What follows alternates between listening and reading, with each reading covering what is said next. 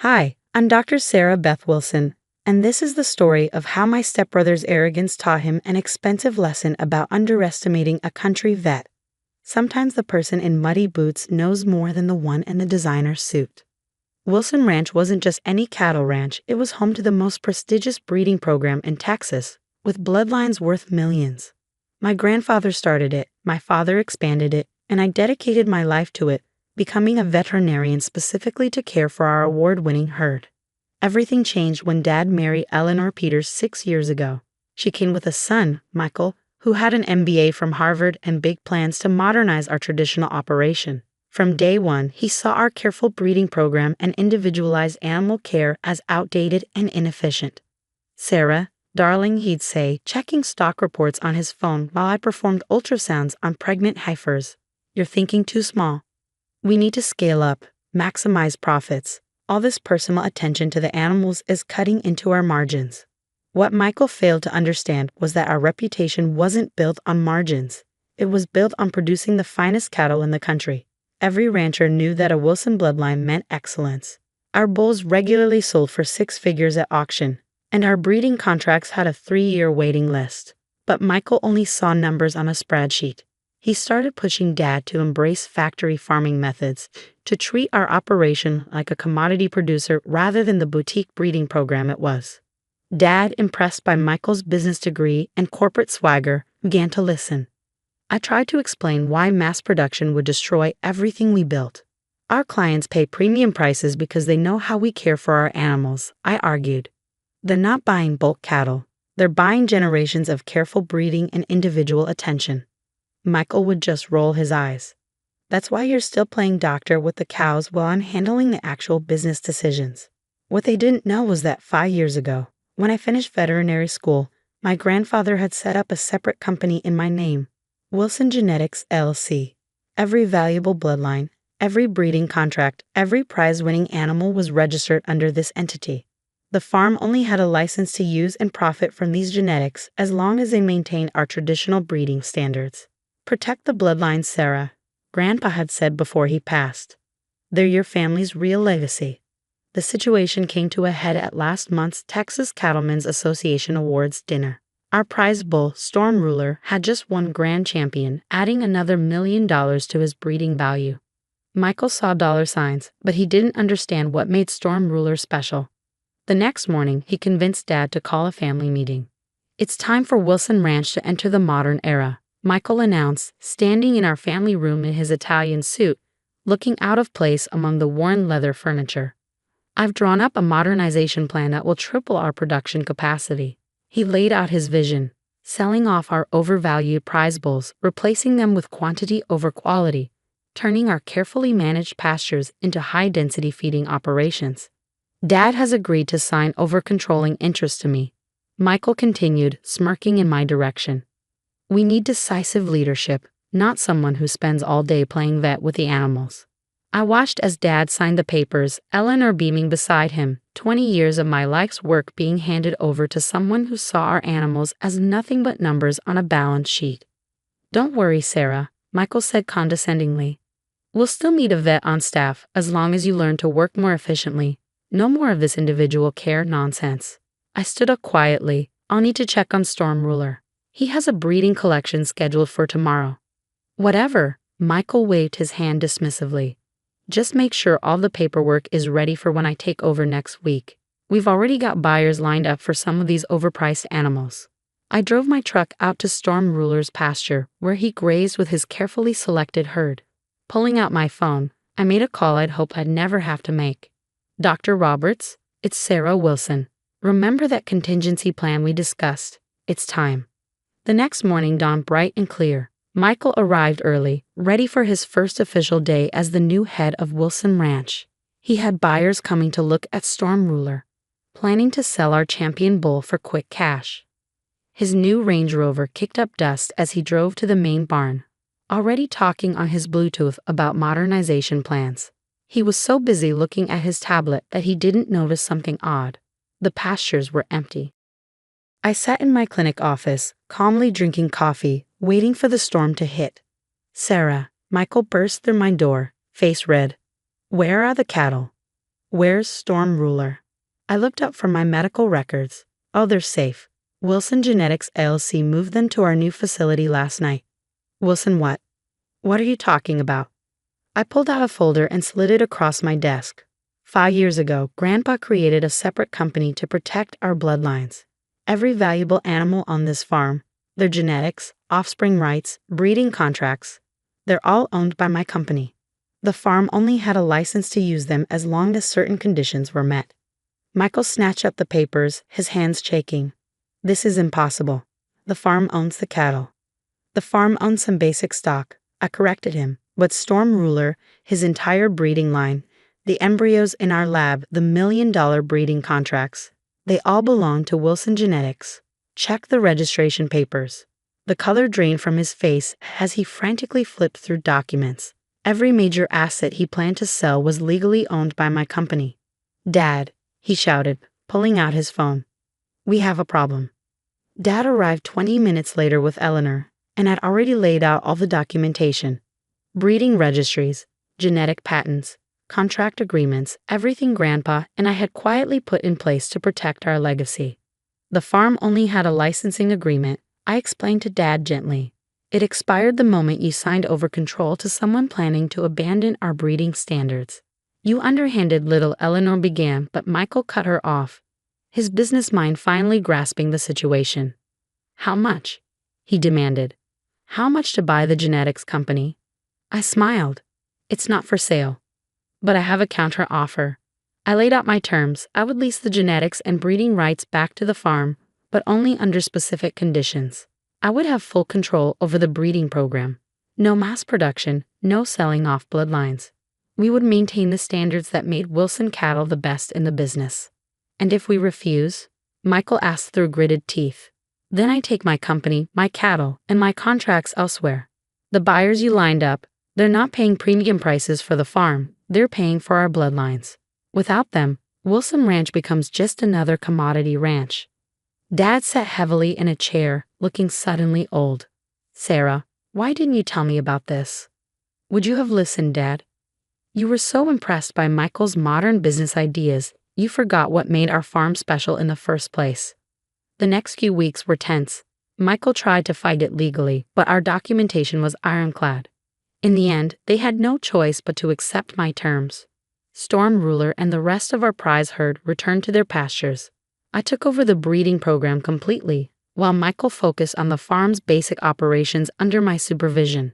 Last month at the National Cattle Show, we won 5 championships. Michael stood awkwardly at the celebration dinner as buyers praised our commitment to traditional breeding excellence. You planned this all along, didn't you? He asked later, watching me tend to a newborn calf. All those years of playing the simple farm vet. I wasn't playing anything, I replied, checking the calf's vitals. I was protecting our legacy. These aren't just assets on a spreadsheet, Michael. They're living creatures, and they're our responsibility. Yesterday, Dad came to my clinic, looking at my wall of veterinary degrees and breeding awards with new eyes. Your grandfather would be proud, he said softly. He always said you were the one who truly understood what we were building here. The farm continues to thrive, though differently than Michael had planned. He's learning slowly that some things can't be reduced to profit margins. Sometimes he even helps with the cows, though he still refuses to wear boots. Last week, a young farming student asked me why I didn't just take my cattle and start fresh somewhere else. I showed her Storm Ruler's newest calf, already showing his sire's championship potential. Because this land isn't just dirt and grass, I told her.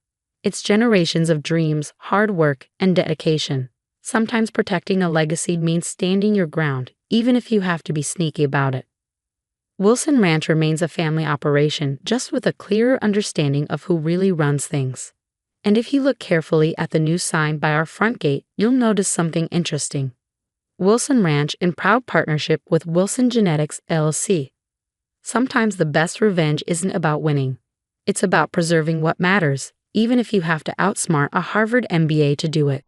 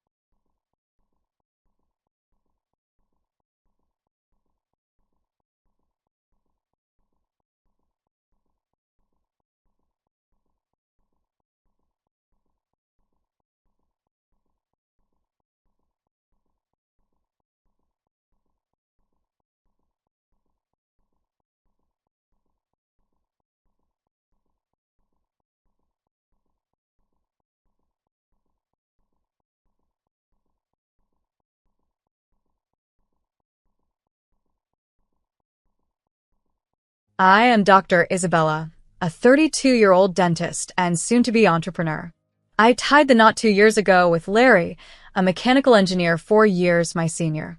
We have lived together in my apartment since he transferred his previous residence to his ex-wife following their divorce. That part of his history remains largely unknown to me, as I've never felt the need to pry. Our life together has been largely fulfilling. My career in dentistry provides a comfortable living, yet I've always aspired to achieve more. This ambition led me to save diligently, cutting back on small indulgences, with the dream of opening my dental practice. "You should do it, Isabella," Larry encouraged one evening while we lounged on our aging sofa, the TV humming in the background. "You'd excel at managing your own business." His unexpected enthusiasm caught me off guard. "Really?"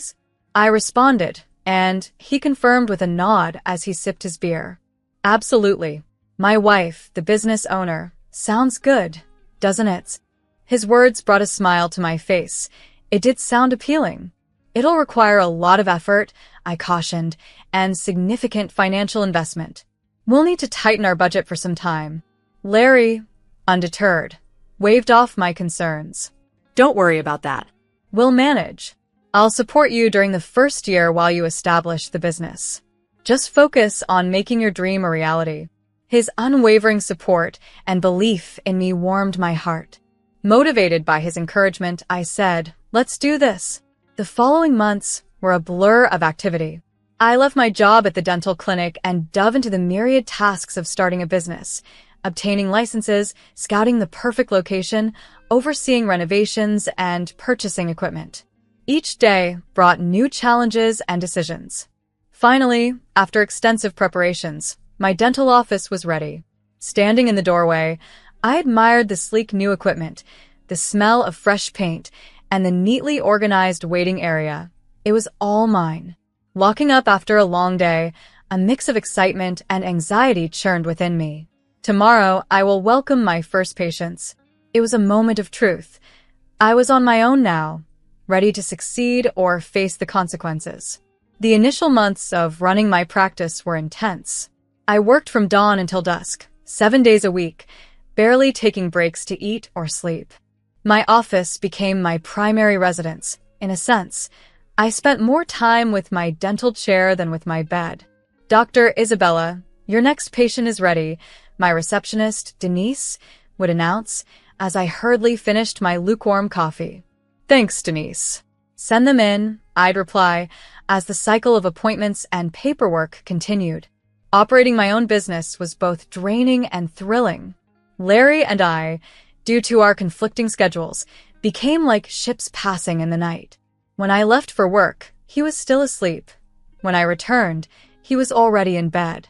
We communicated through quick notes and brief text messages. One day, during a rare slow period, I texted him, "How's work?"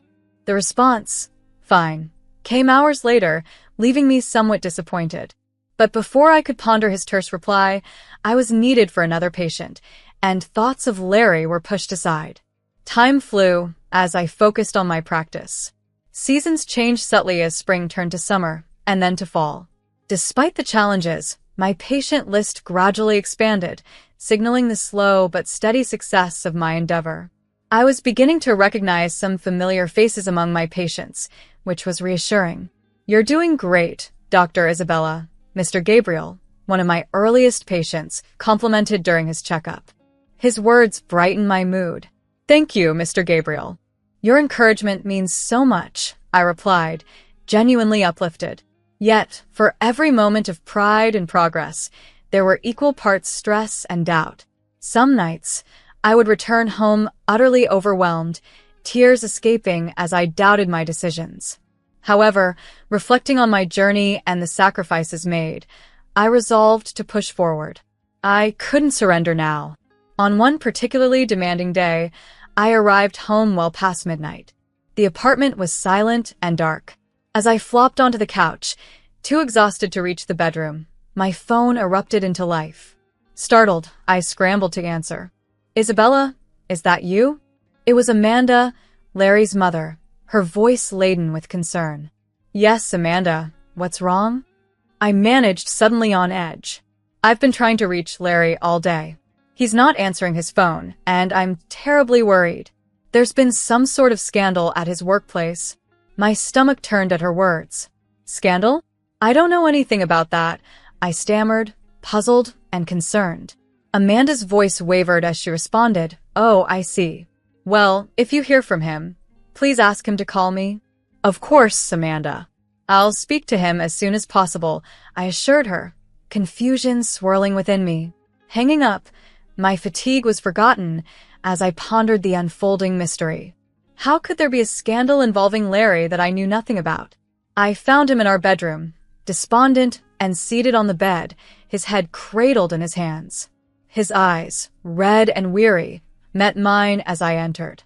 We need to talk, I said, my voice steadier than I felt. Your mom called. She mentioned a scandal at your job. What's happening, Larry? He exhaled a tremulous breath. I quit my job, Isabella. About a month ago. The revelation struck me hard. A month? You've been unemployed for a month, and you didn't tell me. His voice was a whisper, barely audible. I didn't want to worry you. You've been so consumed with the practice. I didn't want to add to your stress. I paced the room, trying to process everything. So, what happened? Your mom mentioned a scandal. Larry ran his fingers through his hair, a sign of his discomfort. I disagreed with my boss. He demanded excessive overtime, without proper compensation. I confronted him, and it escalated. I couldn't stay, not with things like that. I had to leave. I was torn between frustration and empathy, wanting to confront his choices, but seeing his dejected state held me back. Sitting beside him again, I asked quietly, What are you planning to do now? Larry shrugged hopelessly. I don't know. I might be experiencing burnout. I've thought about seeing a psychologist, maybe taking a short break to sort things out. Part of me wanted to protest. We couldn't afford a break, not with the new practice barely finding its footing. I was already stretched thin, investing all my energy into keeping the business alive. Yet, looking at him, so worn and uncertain, I realized that we both were struggling under our burdens. A conversation about our next steps, about support and understanding was crucial. This was a moment for us to figure out how to navigate these challenges together, not just as partners, but as a team facing the future side by side. I held back my initial reaction, recognizing that Larry needed support rather than criticism. Okay, I said gently, taking his hand. If that's what you need, we'll make it work. But Larry, we need to be transparent with each other. No more secrets, okay? I need to be in the loop, for better or for worse. Larry nodded, his grip tightening reassuringly. Okay, I promise. I'm sorry, Isabella. I should have been upfront with you sooner. The next morning, I reached out to the clinic where I used to work, inquiring about any part-time opportunities. It felt like a step back, but the extra income was necessary. After securing a part-time position, I shared the news with Larry. He was sprawled on the sofa, his attention fixed vacantly on the television. I got the job, I told him. I start next week. He just nodded, his reaction muted, almost as if he expected it. The following months blurred into a relentless cycle of fatigue and stress. My days started at dawn, tending to patients in my practice before rushing to fulfill my duties at the clinic. By nightfall, I was utterly spent. Meanwhile, Larry began therapy, dealing with burnout and the need for a break, which I supported, though it was challenging not to feel resentful as I saw him resting while I worked tirelessly. About 4 months after Larry's resignation, I came home to find him surprisingly cheerful. Isabella, he greeted me with a burst of energy as I entered. I've got great news. I got a job at an engineering firm downtown. I start next week. A wave of relief washed over me, bringing a weary smile to my face. That's wonderful, Larry, I responded. We decided to celebrate that night. I splurged on a bottle of wine, and for the first time in months, we enjoyed a meal together, filled with laughter and conversation. It felt like we were finally getting back on track. However, my relief was short-lived. A month into his new job, Larry stormed home, his mood dark as a storm cloud. I quit, he declared, tossing his briefcase onto the couch. I was stunned. the plate I was washing slipping from my hands and crashing into the sink. What? Why? I managed to ask. The boss is a tyrant, he spat out. He wants to control everything. I'm not just some puppet he can manipulate. So, what now? I inquired after a tense pause. Larry shrugged. I'll find something else, something better. A place that values my skills and offers me the freedom I deserve. I wanted to confront him, to express how much I sacrificed, how much freedom I relinquished to keep us afloat, but I held back. Instead, I simply nodded, turned back to the dishes, and tried to suppress the growing unease inside me. The tension in our home grew as the weeks passed.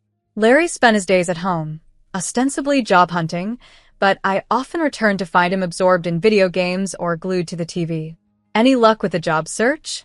I would ask. Nothing suitable yet, he'd reply, without tearing his eyes from the screen, frustration evident in his tone. These companies just don't understand. I need something challenging, with good pay and flexible hours. Then one morning, Larry broached the subject of starting a family. Wouldn't it be great to have a little one running around? He suggested over breakfast. I could stay home and take care of the kid while you work. It's the perfect solution. I stared at him, my coffee mug frozen halfway to my lips. Larry, we can barely manage our current expenses. How could we possibly afford a child? He waved off my concerns nonchalantly. We'll figure it out. You're doing great with your practice. The conversation left me with a deep sense of foreboding, pondering how we could reconcile our realities with his optimistic, yet seemingly detached, visions for our future. Larry's question about becoming a parent caught me off guard, striking an emotional chord. Of course, I longed for children someday, but the timing felt all wrong. Our marriage was strained, and our financial stability was precarious. I think we need to prioritize stabilizing our lives first, I suggested cautiously, hoping he would see reason. Larry's expression darkened. You just don't get it, he muttered under his breath. You're so wrapped up in work. You can't see what matters. His words hurt, but I was too drained to engage in a futile argument. I simply cleaned my mug and left for another grueling day at the office. As weeks turned into months, the tension in our home thickened palpably. Larry's job search became increasingly infrequent, and his days were consumed by video games. My exhaustion and stress were mounting, and a growing resentment began to take hold. One evening, I arrived home to find Larry setting up a brand new gaming console. "What's this?" I asked, my voice tight with frustration. He grinned, oblivious to my tone. "Just got the latest system. The graphics are amazing." My patience snapped. "And how did you pay for this?" His smile faltered. "I took some money from our joint account. But don't worry, it's an investment. I'll pay it back once I'm working." The ensuing argument was fierce and painful. Months of suppressed frustration and resentment erupted, leading us to dredge up old grievances and inflict new wounds. After that, I decided to stop contributing to our joint account. I handled the bills and necessities myself, leaving Larry out of the financial loop. He was livid, accusing me of disrespect and undermining his role in the household. "I'm the man of this house," he shouted during a particularly intense dispute. "I should be managing our finances." I responded with bitter laughter. "What finances, Larry? The money I make that you spend on games and beer?" The atmosphere at home grew toxic. We barely spoke, and when we did, it usually ended in arguments. I immersed myself deeper into my work, using it as an escape from the crumbling state of my personal life. Then, a day came that seemed to shift the tide. At home, doing paperwork, I overheard Larry excitedly talking on the phone in the bedroom. "Yeah, I need a new business suit for a job interview," he was telling his parents, his voice filled with a rare enthusiasm. "It's a great opportunity, but I'm a bit short on cash. Could you help me out?" A glimmer of hope sparked within me. Was he finally taking his job search seriously? However, my burgeoning hope was quickly extinguished. "Thanks, Mom. I appreciate it. I'll pay you back as soon as I get the job," he concluded. I waited, expecting him to come out and share the good news about his interview. But instead, I heard the familiar sounds of his computer booting up.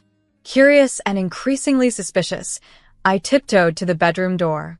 Peeking inside, my heart sank. Larry wasn't browsing job listings. He was purchasing a new computer game and ordering a case of beer for delivery. The realization that he had lied to his parents for money under false pretenses chilled me to the core. I stood there, frozen, as a profound sense of betrayal washed over me, forcing me to reconsider the sustainability of our marriage and what my next steps needed to be. The sound of Larry's voice echoed through the empty apartment as he defensively snapped back at my confrontation. "It's none of your business. This is my money," he declared, his defiance rising. "My money?" I retorted, disbelief sharp in my voice. "You lied to your parents about needing money for a job interview suit. Now you're spending their money on alcohol and games." The argument that erupted was intense and bitter, arguably the worst we'd ever had. With his face flushed with anger, Larry began hastily packing a bag. "Where are you going?" I asked, my voice hoarse from yelling. "To my parents," he shot back. "At least they support me." The door slammed shut behind him, leaving a stinging silence in his wake. As I sank to the floor, a mix of anger, disappointment, and an unexpected sense of relief washed over me. For the first time in what felt like forever, I could breathe without the weight of our strained relationship pressing down on me. Days passed in silence. On the fifth day, while I was wrapping up with a patient, my phone buzzed. Seeing Larry's name flash across the screen made my heart race. "Hey, Isabella," he chirped, sounding as if our heated argument had never happened. "I'm in Hawaii with my parents. Mom's always wanted to visit, so we made a weekend out of it." I inhaled deeply, trying to maintain my composure. "And how are you funding this trip?"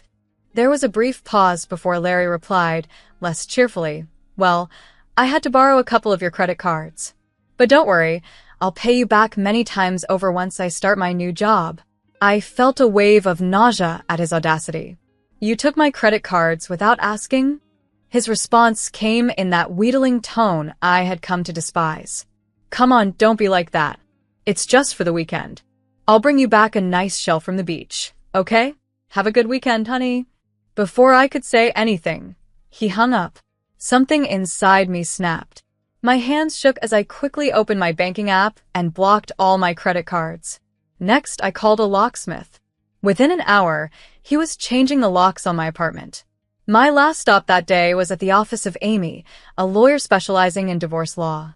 "I want to file for divorce," I stated, the words flowing more easily than I anticipated. Amy's expression was one of compassionate professionalism. "I understand, Dr. Isabella. We'll start the process right away. Can you tell me a bit more about your situation?" By the time I left her office, the divorce papers were being prepared. Stepping out onto the street, the warmth of the late afternoon sun on my face, I felt a surge of hope for the first time in a long time. That evening, as the sun had long set, my phone rang again. Larry's name flashed on the screen. Bracing myself, I answered. "Isabella, thank God you picked up." Larry's voice was frantic. "Something's wrong with the credit cards. They're not working, and we can't pay for anything here. Mom and Dad are freaking out." I took a deep breath, steeling myself for the conversation. "That's because I blocked them, Larry. I didn't permit you to use my cards." After a stunned silence, Larry's voice returned, now pleading. "Look, I'm sorry, okay? We're already here on the coast. Can't you just unblock the cards? We'll sort everything out when I get back, I promise." But I knew better now. This was not just about unblocking credit cards. It was about setting boundaries and reclaiming my life. The time had come to move forward, with or without Larry. The sheer audacity of Larry's empty promises almost made me laugh. "No, Larry, I'm done sorting things out for you. You've repeatedly put me in impossible situations, and now you can deal with this one on your own," I said with finality. "Isabella, please," he pleaded, his voice desperate. "You're putting me in such an awkward position. My parents are here, and we have no way to pay. This is your problem, not mine," I replied firmly. "You created the situation. Now you solve it. Goodbye." The next day, I took a personal day off work to clear my head and my space. I spent the morning methodically packing up Larry's belongings, his clothes, books, and the myriad gadgets he had accumulated. It was crucial not to dwell on the memories associated with each item as I placed them in boxes. Once everything was packed, I arranged for his items to be stored at a local facility. A few days later, while at work, my phone buzzed. Larry was calling. I stepped out of my office to answer. "Isabella, I'm outside the apartment, but my key isn't working. Did you change the locks?" His tone was incredulous. "Yes, I did," I replied calmly. "Larry, I've sent divorce papers to your parents' address. You should be receiving them soon." He took a sharp breath. "Divorce papers? Isabella, you can't be serious. We can work this out. We always do." "Not this time," I said, surprised at the steadiness of my voice. "I've packed up your things and sent them to a storage facility. I'll text you the details." "Isabella, please," he begged. "Let's start over. I'll change, I promise. Just give me one more chance." I closed my eyes, past promises and failures flashing through my mind. "No, Larry." "It's over. I hope you find what you're looking for, but it won't be with me." As I hung up the phone, a swirl of emotions enveloped me: sadness for what we once had, relief that it was finally over, and a burgeoning excitement for what the future might hold. For the first time in years, that future was entirely in my hands. A few weeks after sending Larry's belongings to storage, an unfamiliar number appeared on my phone. Cautiously, I answered. "Isabella, it's Amanda, Larry's mother," the voice said gently. I braced myself, expecting a tirade about the ruined Hawaii trip, but instead, Amanda's tone was soft and apologetic. "I owe you an apology, Isabella," she began, catching me off guard. As she spoke, she revealed more about Larry's patterns, including his first marriage, which had ended due to similar issues. "When we got back from Hawaii and I learned the truth about how he lied and stole from you, I was devastated," Amanda confessed. She had kicked him out, refusing to enable his behavior any longer. A wave of empathy washed over me for this woman who had raised Larry, always hoping he would change. "It's not your fault, Amanda," I assured her softly. "You didn't know." "Still, I'm so sorry for what he put you through," she replied. "You didn't deserve any of it." After we hung up, I sat in silence, processing the conversation. It was oddly comforting to know I wasn't alone in being let down by Larry. In the weeks that followed, he made several attempts to reconcile, showing up at my office with flowers and waiting outside my apartment, each time pleading for another chance. However, I remained firm in my resolve, ready to move forward on my terms. I made a firm decision not to let Larry back into my life, knowing that his return would likely restart a cycle of disappointment and financial strain. As time passed, I settled into a new routine without the burden of his expenses. This newfound financial stability allowed me to focus wholeheartedly on my dental practice. I said goodbye to the part-time clinic job and redirected all my energy into expanding my own business. To enhance my practice's growth, I engaged a marketing consultant, and soon my patient list began to increase steadily. 6 months after filing for divorce, the influx of patients necessitated hiring 2 additional dentists to manage the growing workload. It was incredibly fulfilling to watch my small practice thrive, a tangible testament to my dedication and hard work. A year after Larry had left, I celebrated a significant milestone. I made the final payment on my business loan. To mark this achievement, I treated myself to a weekend getaway at a spa resort nearby, an indulgence I had always dreamed about but never pursued. Relaxing by the pool with a fruity cocktail in hand, I reflected on how dramatically my life had changed for the better. Now, sitting in my expanded office and reviewing plans for an additional wing to house more specialists, I feel a profound sense of pride in how far I've come. The past 3 years have been a transformative journey of self-discovery and personal growth.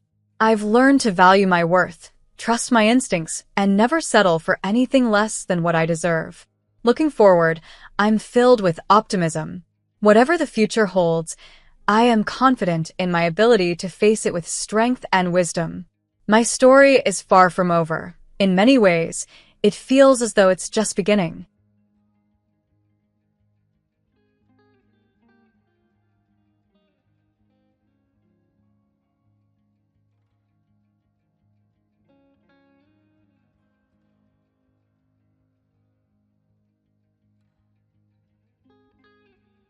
From my earliest memories, I always felt destined to assist others. As a child, whenever I bandaged a knee or soothed a fever, I knew I was on the right path. I'm Charlotte, and this narrative is about how my ordinary journey through the medical world led to an unexpected career in cosmetology, which turned out to be surprisingly impactful. My academic path wasn't marked by glamour. It was forged through sheer determination. University was both an escape and a battleground. I wasn't a top student, but I was tenacious. Nursing was more than just a degree program for me. It was a gateway to truly making a difference. I seized every opportunity, from endless night shifts at a local clinic to volunteering at community health drives, to enhance my resume and ensure my scholarships continued. After earning my degree, I remained in the city. Hospital jobs were plentiful, but I felt something crucial was missing. Then I discovered cosmetology. It might not seem like life-saving work, but helping someone achieve a good skin day can dramatically boost their confidence, especially for those dealing with acne or scars. I worked tirelessly, saved diligently, and eventually, with the help of a sizable loan, opened my own modest cosmetology office in a shared space. It wasn't large, but it was all mine. It was during a rare get-together with friends, those special occasions where you reconnect and everything feels perfect, that I met Jeffrey, a friend of a friend. "So, you're like a nurse or something?" Jeffrey inquired casually, beer in hand and a friendly smile on his face. "Actually, I'm a cosmetologist and I own my place," I responded, bracing for the usual judgment, but finding none. "That's badass. Must be nice to call the shots," he said, genuinely impressed. That night, surrounded by laughter and music, Jeffrey's understanding of my passion and determination struck a chord with me. Life before Jeffrey was straightforward: work, pay bills, and occasionally hang out.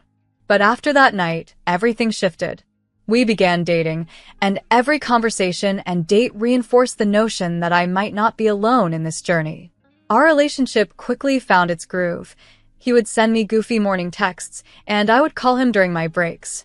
Jeffrey worked in tech, often lamenting how his coding efforts were underappreciated. When I met his family, his mother, Mrs. Denise, welcomed me warmly, enveloping me in a hug as if we were long-lost relatives. "Jeffrey hasn't stopped talking about you," she confided during my first visit for Sunday dinner, which was filled with homemade lasagna and amusing anecdotes from Jeffrey's shoeless childhood adventures. Despite his embarrassment, Mrs. Denise's playful teasing showed me a new side of him. In Jeffrey, I found not just a partner, but a true companion who appreciated the hard work and passion behind my unconventional career choice. Our connection deepened, proving that sometimes the most fulfilling paths are those we never planned. Laughter filled the room. It was relaxed, easy, and felt perfectly right being with them. After about a year, Jeffrey and I reached a deeper level of commitment. We found ourselves together nearly every evening, not just at my place, but alternating between our homes. One brisk evening, as we were bundled up in blankets on my small balcony, Jeffrey broke the comforting silence. "Charlotte, I've been thinking a lot about us," he started, his voice hesitant yet earnest. "Oh," I responded, curiosity mingling with a flutter of nerves. He took a deep breath, his fingers intertwining with mine under the blanket. "I know I want to build a real life with you." What do you think about that? My heart skipped a beat, though I kept my tone light. "Build something, huh? Like a Lego project? Or more of a Monopoly game?" He laughed softly, squeezing my hand. Funny. "I mean a life, Charlotte. Together. Maybe even consider getting a place, something permanent." The proposal both thrilled and terrified me. I'd like that, I confessed, a lot. So, we began dreaming together, not just about cohabitating or the immediate future, but about everything: kids, careers, buying a home. He proposed shortly after that heartfelt balcony conversation. It was an intimate, unpretentious moment, just us, which was perfect. "Marry me, Charlotte. Let's do this for real," he said in a dimly lit room with rain gently tapping at the windows. I agreed without hesitation. It was the easiest yes I'd ever uttered. Wedding planning commenced swiftly thereafter, with Mrs. Denise proving invaluable. She knew exactly whom to call and what to arrange, making it all seem effortless. "You just focus on being happy. I'll handle the stress," she insisted, and I gratefully let her take the reins. Our wedding was simple yet perfect. Close friends and family surrounded us with hope and joy. As I walked down the aisle and saw Jeffrey waiting, his lopsided grin warming my heart, I felt like everything was falling into place. After the wedding, Jeffrey moved into my apartment, the same one I had rented since my early cosmetologist days. We merged our lives, books, dishes, and deciding whose art would decorate the walls. It was a delightful, cozy chaos.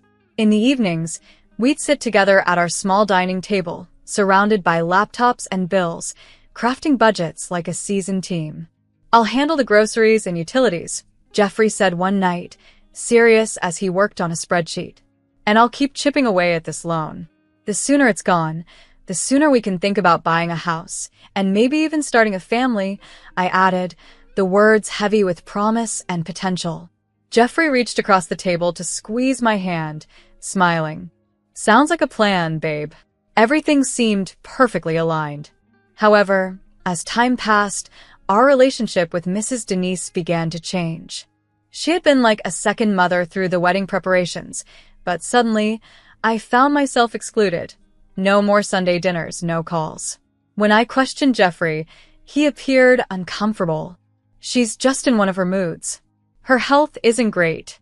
Maybe give her some space," he suggested after another unanswered call. Though I wanted to understand more, the look in his eyes made me hold back. So I let it be. A year into our marriage, another issue surfaced. Jeffrey's once steadfast support seemed to wane. Bills started accumulating on my desk, and his contributions dwindled. I found myself covering everything from rent to electricity. One evening, I couldn't ignore it any longer. "Babe, what's going on?" "This is the third month you haven't contributed," I confronted him, bills in hand. Jeffrey turned away, his jaw set with tension. "It's my mom." She's really sick, Charlotte. "Hospital bills, medications, it's a lot. I've had to help out." Understanding the importance of family, I nodded, though the weight of our challenges lay heavy between us. "I get it. Family comes first." But deep down, I knew we needed to find a way to manage these new realities together.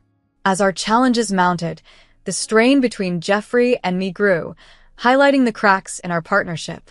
"We're supposed to be a team. You should have said something." I found myself snapping one day, a mix of worry and betrayal tinting my voice. I know. I'm sorry, babe. Just can you handle things a little longer?" "I'll make it up to you, I promise," Jeffrey replied, his voice earnest, almost pleading. So I tightened our belts further. I even called my parents, a conversation I dreaded. "Mom, Dad, I hate to ask, but could you help out this month? Just until we get back on our feet."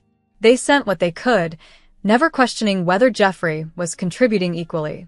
I didn't have the heart to tell them the full extent of our situation. Work became both my sanctuary and my cell. I skipped lunches and packed my schedule with clients, and my Sundays off vanished. I barely saw Jeffrey. He was either at work or caring for his mom. Our apartment felt too large without him. The silence, too heavy. On a rare evening together, I tried to bridge the growing distance. "We're in this together, right? Tell me what's going on." Jeffrey, looking exhausted and thin, merely shook his head. "It's just really bad right now. Mom's fading, and I can't think beyond that." I nodded, swallowing my frustration. "Okay, but remember, I'm here. We're supposed to do this together." Over a year had passed since Jeffrey began to shift his financial responsibilities onto me. During that time, I managed to pay off the loan for my office. Every inch of that tiny room was a testament to the sweat and late nights I'd poured into it. But as my professional dreams solidified, my personal life with Jeffrey crumbled. The constant lack of money cast a long shadow over us. He had taken a second job, promising that it would alleviate some of our financial strain, but if anything, things worsened. Jeffrey was seldom home, and the little money he did bring felt insignificant. One night, as I heard the door creak open well past midnight, I couldn't contain my frustration any longer. I sat at the kitchen table, Bills and overdue notices sprawled before me like a deck of bad luck. "Jeffrey," I started, my voice tight, "we need to talk. This," I gestured at the pile, "isn't sustainable." He sighed deeply, a sound of sheer exhaustion, and sank into the chair opposite me. He looked as run down as I felt. "I know it's tough, Charlotte, but I'm doing everything I can. Mom's bills are they're overwhelming." "And what about us?" "Our bills." I shot back, my frustration spiking. "When is it going to be enough?" Jeffrey met my gaze, and for a moment I thought he might finally understand. But then he suggested the unthinkable. "Maybe we could sell your office, just until things stabilize. It would give us some breathing room." I stared at him, disbelief and anger coiling in my stomach. "Sell my office? My dream? That's your solution?" I stood up abruptly, pushing my chair back so it screeched against the tile. Jeffrey flinched but persisted. "It's just until we get back on our feet. I'm out there busting my ass every day and night, Charlotte." "And what? You think I'm not?" My voice rose, sharp and raw. "I built that business from nothing while paying half our bills on my own, and you want me to just give it up?" He stood too, anger flashing in his eyes. "Then what do you want me to do, huh? Let my mother starve? That's not fair, and you know it." We were both yelling now, too far gone to care about keeping it together. The divide between us, once bridged by love and mutual support, now seemed too wide, filled with financial woes and unmet expectations. "I need a partner, Jeffrey, not just a roommate who leaves me to handle everything alone," I said, frustration evident in my voice. We glared at each other, the air heavy with unspoken words and regrets. Without resolving anything, Jeffrey turned and walked away, leaving me feeling more isolated than ever. Our arguments became more frequent, each one eroding the foundation of our marriage. Conversations about finances invariably led to raised voices and slamming doors. I started to question whether the man I had married was still there, buried under all the stress and desperation. It was a particularly quiet Tuesday when I decided to head home early after a client canceled at the last minute. I wasn't too upset about it. The extra time was a chance to catch some much-needed rest. As I pushed open the door to our apartment, I was surprised to see Jeffrey frantically ironing his black suit, the one he reserved for weddings or funerals. His actions stopped me in my tracks. "Jeffrey, what's going on? Why are you all dressed up like that?" I asked, my voice echoing slightly in the hallway, tinged with confusion. He jumped a bit, clearly not expecting me. His face paled, then flushed, a clear sign he was nervous. "It's my mom, Charlotte. She passed away last night. There's the funeral tomorrow," he stammered. The news hit me like a sucker punch. Despite everything, Mrs. Denise had been like family to me once. "Oh, Jeffrey, I'm so sorry. I'll come with you, of course." "No." His response was sharp, cutting through the air. "She didn't want you there, Charlotte. Her last request, she said she never really liked you," he said bluntly, his words cold. I recoiled as if slapped, my heart thumping painfully in my chest. Okay, if that's her wish. It hurt more than I expected, but I swallowed the lump in my throat and nodded, stepping away to hide my hurt.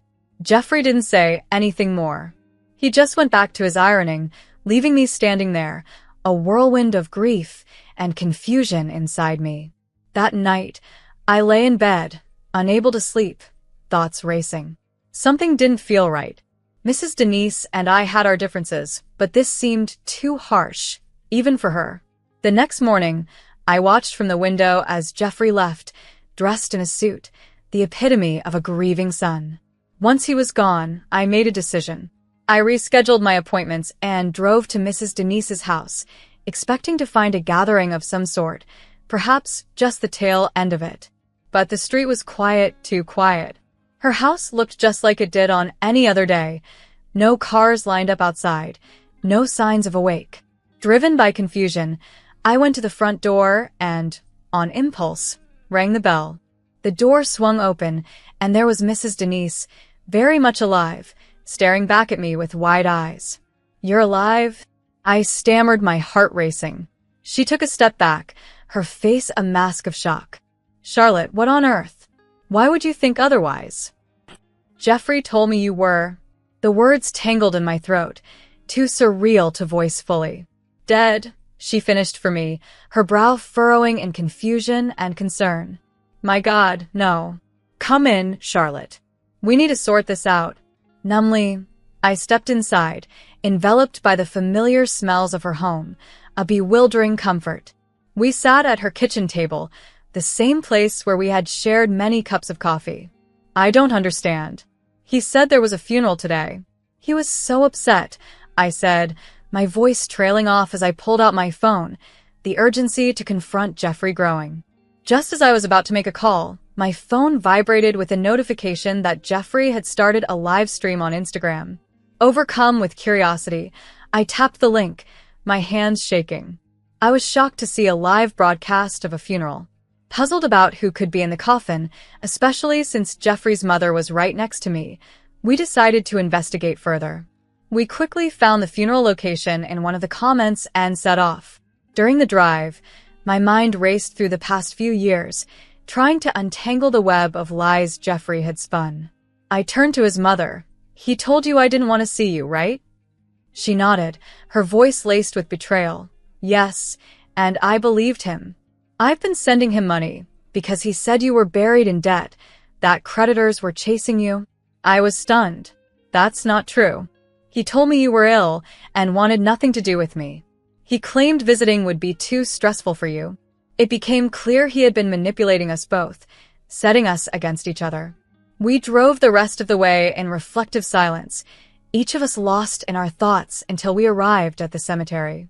It was exactly as one might imagine, solemn and subdued, with mourners in black scattered about. We parked a bit away to avoid drawing attention and approached discreetly, staying on the outskirts, but close enough to observe. I noticed Jeffrey standing by a grave, surrounded by people I didn't recognize, all consoling him. Curious yet cautious, we moved closer to some attendees who seemed less engaged. Mrs. Denise gave me a slight nudge, and I cleared my throat before addressing a mournful-faced woman nearby. Excuse me, I'm terribly sorry for your loss. We just heard and came as soon as we could. May I ask who passed away? I kept my voice low and respectful. The woman's sad eyes met mine. Oh, thank you. It's my niece. She battled her illness bravely. Just a year into her marriage, and now this tragedy. My heart skipped a beat. Your niece was married? I asked. She nodded towards Jeffrey, yes, to that young man there. They were deeply in love. It's heartbreaking. The truth hit me like a wave, each revelation a fresh betrayal. I felt Mrs. Denise tense up beside me, her breath catching. He's been leading a double life, I said, the words bitter in my mouth. Mrs. Denise covered her face briefly, then looked at me with fierce determination. We can't let him get away with this. He's lied, cheated, and made fools of us both. We decided to wait and observe from a distance, blending in with the mourners as Jeffrey played the part of the grieving husband, a performance that, under other circumstances, might have been commendable for its audacity. After the ceremony, we followed him discreetly as he joined the grieving parents of his wife at a large, elegant house, the doors wide open to welcome guests. We parked a little further away and walked up quietly, blending into the flurry of arriving condolences. Inside, we stayed just out of sight, catching snippets of conversations that chilled me to the bone. He's like a son to us now, the deceased woman's father was saying, his voice heavy with emotion. After our daughter's tragic passing, we decided to leave everything to Jeffrey. Our house, our business, believing it was her wish. Overwhelmed, Jeffrey's voice cracked with emotion. Thank you. I lost my parents years ago, and having a family again means everything to me. Suddenly, unable to hold back any longer, Mrs. Denise stormed into the room, her voice cutting sharply through the quiet mourning. And when did I supposedly die, Jeffries? The room fell silent, all eyes turning towards us. Jeffrey's face shifted from grief-stricken to ghostly pale, his eyes widening in shock. I followed Mrs. Denise, my anger surfacing. Yeah, Jeffrey, what is going on? How could you get married again? Did you forget about your wife? The deceased woman's parents turned from me to Jeffrey, their confusion morphing into horror. What is she talking about, Jeffrey? Married to hers? Jeffrey stuttered, his composure crumbling under the heavy gaze of our accusations. It's not what it seems. I can explain, but his lies only fueled the father's anger further, his voice booming with fury. Jeffrey, desperate, pleaded with the parents, please understand. I was trying to sort everything out. Mrs. Denise snorted in disbelief, her face marked by anger. By faking your mother's death and marrying another woman while your wife is still very much alive. Jeffrey looked at me, his eyes pleading. Charlotte, I'm sorry. I got into serious debt with very dangerous people. I thought I could resolve it before it escalated. The grief of the deceased woman's mother turned into outrage. Get out of her house. We will be contacting our lawyers. You will return every single penny. On the front lawn, as Jeffrey was led out by the father, Mrs. Denise delivered a final blow. I never want to see you again. You are no son of mine. Jeffrey fell to his knees, crying, please don't abandon me like this. They'll kill me. I just need a chance to make things right. I watched, numbed, as he reached out to us, his tears streaking down his face. But it was too late for words. I turned away. Any lingering affection I might have felt withering away in the harsh reality of his deceit. The next morning, as Jeffrey's deception unraveled publicly, I sat across from my lawyer, Lisa, a highly recommended and steely-eyed professional. So, he forged my signature on divorce papers? I asked, still trying to grasp the full extent of Jeffrey's betrayal. Lisa nodded, her expression serious. Exactly, and that forgery allowed him to remarry legally. We have a clear case for fraud. By the afternoon, I was at the police station, detailing everything to a sympathetic officer who assured me they would take the matter seriously. True to their word, justice moved swiftly. Jeffrey was conditionally convicted of document forgery within weeks. During this whirlwind, I also sought financial restitution for the years I'd unknowingly supported his dual life. Between my claims and the lawsuit filed by the parents of his second, late wife, Jeffrey's carefully constructed facade of success crumbled spectacularly. He paid a steep price, both financially and morally, and his assets were liquidated to cover the settlements. With his reputation in ruins, Jeffrey fled the country, still haunted by the debts that chased him. With the recovered funds, I began to rebuild the life he had nearly destroyed. After receiving the funds from the legal settlements, I channeled my energy into revitalizing my cosmetology business. I invested in new equipment, added a fresh coat of paint, and brought on 3 new employees. It felt like a true renewal, a step away from the wreckage Jeffrey had left in his wake. Amidst this period of rebuilding, life surprised me with an unexpected twist. I discovered I was pregnant. The news stirred a mix of emotions, intertwining fear with joy. When Mrs. Denise learned about my pregnancy, her response was nothing but supportive. Charlotte, this is wonderful news. Please, let me help. Let me be a part of this child's life. Heaven knows, after everything with Jeffrey, I need something positive to focus on, she expressed over the phone, her voice radiating warmth and steadfast support. Mrs. Denise's support didn't stop with kind words. She went as far as to include me and my unborn child in her will, naming us as her sole heirs. It was more generosity than I could have ever imagined, and it cemented our bond, a bond not formed by blood, but through shared struggles and perseverance. We often spent our afternoons together, planning for the future. We discussed nursery decorations, what lessons we would teach the child, and envisioned the joyous days ahead. The betrayal that once brought so much pain had unexpectedly paved the way for new beginnings. In these moments, I found comfort and a sense of peace in the resilience of our forged family.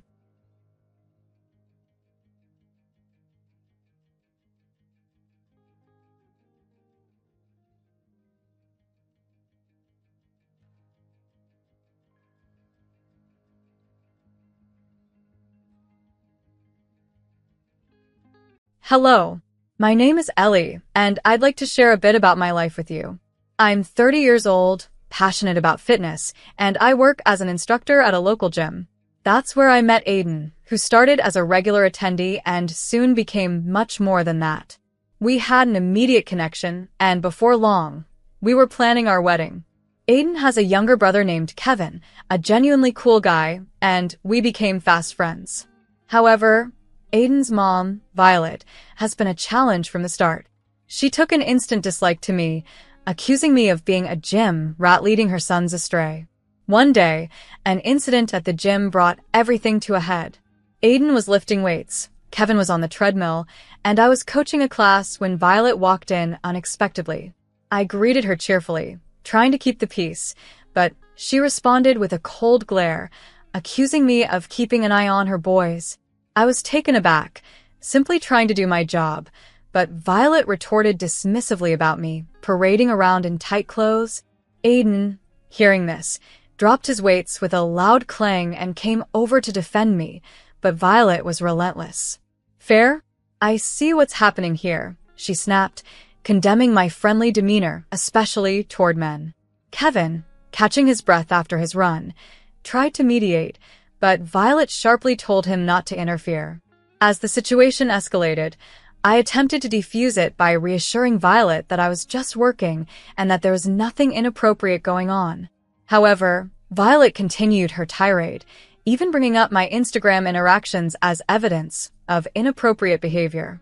Aiden tried to explain that those were merely clients and friends, but Violet was convinced there was more to it. The confrontation reached a peak with Violet storming out, leaving us in an awkward silence. Aiden apologized and put his arm around me, while Kevin jokingly compared Violet to a bulldog. Although I tried to laugh it off, Violet's accusations hurt me deeply. That night, as Aiden and I lay in bed, he reassured me of his trust, which I appreciated, but the shadow of Violet's doubts lingered over us. This confrontation at the gym was just the beginning of ongoing tensions. During a later family dinner at Aiden's place, the atmosphere was tense. Kevin attempted to lighten the mood by asking about my job, but Violet used the opportunity to make another snide remark about me flirting at work. Aiden, sitting beside me, tensed up and pleaded with his mother to stop, highlighting the ongoing strain in our relationship. Violet's criticisms were unyielding. "I'll say what I need to," she declared sharply. "I've seen those comments on your Instagram, Ellie. Men fawning over you, as if you're some sort of trophy." The flush of anger and embarrassment rose in my cheeks as I tried to explain. "Violet, they're just clients and friends from the gym. There's nothing inappropriate going on." She scoffed at my explanation. "Friends? Is that the new term for it?" Kevin stepped in, trying to shield me from her harsh words. "Mom, you're completely off the mark here." But Violet's gaze only hardened as she turned towards him. "And you, always defending her. What's really going on between you two? Always together, always whispering." Her accusation sliced through the air, heavy and toxic. Aiden's expression was a mix of disbelief and anger. "Mom, what the hell are you talking about?" he demanded. Violet leaned in, her eyes piercing into me. "I'm talking about betrayal, Aiden. Your wife and your brother sneaking around." I was stunned into silence. Her words were ludicrous. "That's a vile thing to say." I managed to get out. "Kevin's like a brother to me." Kevin, visibly upset, added, "Mom, you're completely out of line. Ellie's my sister-in-law, nothing more." Aiden's voice dropped, a dangerous edge to his tone. "Mom, you need to stop. This is ridiculous." But Violet was relentless. "Open your eyes, Aiden. I'm just trying to protect you from her." The rest of the meal passed in an uneasy quiet. After dinner, the tension followed us into the bedroom where Aiden, shaking with contained rage, confronted me. "Ellie, is there any truth to what my mom is saying about you and Kevin?" I felt as though I had been slapped. "Aiden, are you serious? Your mom's accusations are absurd. You know me, you know Kevin. How could you even entertain those ideas?" Aiden paced back and forth, his hands buried in his hair. "I don't know what to think anymore, Ellie. My mom's doubts have me questioning everything." I was on the brink of tears. "So, you're taking her side? You believe her over me?" He stopped and looked at me, his expression lost and tormented. I don't know what I believe anymore. I need some time to think. And with that, he left the room, leaving me alone, wounded and bewildered. Violet's words had burrowed deep, casting a long shadow over our relationship. I knew then that things between Aiden and me might never be the same. A few months after that fateful dinner, I discovered I was pregnant. This should have been joyful news, but given the circumstances, it felt like yet another complication. I remember the moment I told Aiden. We were in the kitchen, a place that once echoed with our laughter. "Aiden, I'm pregnant," I said, my voice shaking. He looked up, his face a blend of astonishment and an emotion I couldn't quite decipher. "Pregnant? Wow. Are you sure?" His reaction stung. "Yes, I'm sure, Aiden. We're going to have a baby." He walked over and embraced me, but even in his hug, there was a tension that hadn't been there before. The future felt uncertain, and Violet's poisonous words lingered, threatening the joy that should have come with our impending new arrival. The air felt tense and unnatural, even more so than usual, as Aiden and I approached Violet's house for our regular Sunday visit. With every step closer, my heart sank a bit more, knowing the news of my pregnancy had already reached her ears. As expected, Violet greeted us with a sharp, piercing look. "So, I hear you're pregnant, Ellie," she said, her voice laden with skepticism and veiled accusations. "Yes, we're excited," Aiden responded, trying to keep the atmosphere light. But Violet's skepticism was palpable as she arched an eyebrow and asked, "Expecting, huh? And Aiden, you're sure it's yours?" Aiden's face tightened with frustration. "Mom, don't start this again," he warned, but Violet was relentless. "I'm just voicing what everyone's thinking. Your wife has been quite friendly with a lot of men." I was stunned by her boldness. "Violet, are you actually suggesting that I've been unfaithful? That this child isn't Aiden's?" I asked, incredulity painting my voice. She just shrugged nonchalantly. "I'm just looking out for my son. A mother's concern is natural," she claimed. Kevin, who had been silent until then, finally spoke up. "Mom, this is ridiculous." You need to stop. Violet shot him a stern look. "Stay out of this, Kevin. This is between Aiden, Ellie, and me." The visit only spiraled from there. Violet's continuous insinuations and sly remarks made the atmosphere suffocating. It felt as if she was deliberately trying to sow seeds of doubt in Aiden's mind. By the time we left, the air between Aiden and I was thick with unspoken tension. Back home, Aiden retreated into a shell of silence, his gaze lost to the void. I sat beside him, desperate for him to speak. "Aiden, please talk to me," I pleaded. He turned to me, his eyes a turmoil of confusion and pain. "Ellie, my mom's words, they're getting to me. I don't want to believe her, but you think I cheated on you? That I'm carrying someone else's child?" I asked, my voice breaking under the strain of emotion. Aiden ran his hands through his hair, a gesture of deep turmoil. "I don't know what to think anymore, Ellie. It's all just too much." A single tear rolled down my cheek. This time in our lives, which should have been filled with joy and anticipation, was being poisoned by Violet's malice. We went to bed surrounded by a heavy silence, the chasm between us widening. The day our son Mark was born should have been filled with nothing but happiness, yet the residue of the ongoing drama tinged it with apprehension. In the hospital, after hours of labor, I was exhausted, and Aiden seemed lost between joy and skepticism. When the nurse handed Mark to me, his tiny face, blonde hair, and bright blue eyes were angelic. "He's beautiful, Ellie," Aiden whispered, though his voice betrayed his ongoing inner conflict. "Yes, he is," I replied, trying to push aside the uneasy feeling brewing inside me. When Violet and Kevin visited, the tension escalated. Violet's eyes narrowed as she took in Mark's features. "Well, isn't he a surprise?" Blonde and blue-eyed, she remarked cryptically. Aiden stiffened beside me, his discomfort palpable. "Mom, what are you trying to imply?" She just shrugged. "Nothing. Just an observation." Kevin, cradling Mark, gave me a sympathetic glance. "He's perfect, Ellie. But Violet's words lingered, a veiled challenge that remained unspoken, yet deeply felt. This was not how I envisioned the early days of motherhood, surrounded by suspicion and conflict. I knew then that I had to do whatever it took to protect our little family and somehow heal the rifts that Violet's accusations had deepened. The comment from Violet left the room icy with tension. "It's all strange, isn't it? You both have dark hair, and here we have a little blondie," she remarked, glancing at Mark with skepticism. My cheeks flamed with anger, but I managed to reply, "Violet, genetics can be surprising. My cousin has blonde hair too. It's perfectly normal." She just hummed noncommittally, her gaze piercing as she scrutinized me. After they left, the silence in our home grew heavy. Aiden sat quietly beside me while Mark slept peacefully in his crib. "Aiden, please," I whispered, my voice trembling. "Don't let your mom's suspicions poison your thoughts." He looked from Mark to me, his expression troubled. "I know, Ellie. It's just, everything she's been saying makes it hard." I reached for his hand, needing to feel the connection. "Look at me, Aiden. I've never lied to you. I've never betrayed you. He's your son." Aiden nodded slowly, his eyes sad. "I know, Ellie, I do. It's just my mom. She knows how to get to me." That night, the tension was almost tangible.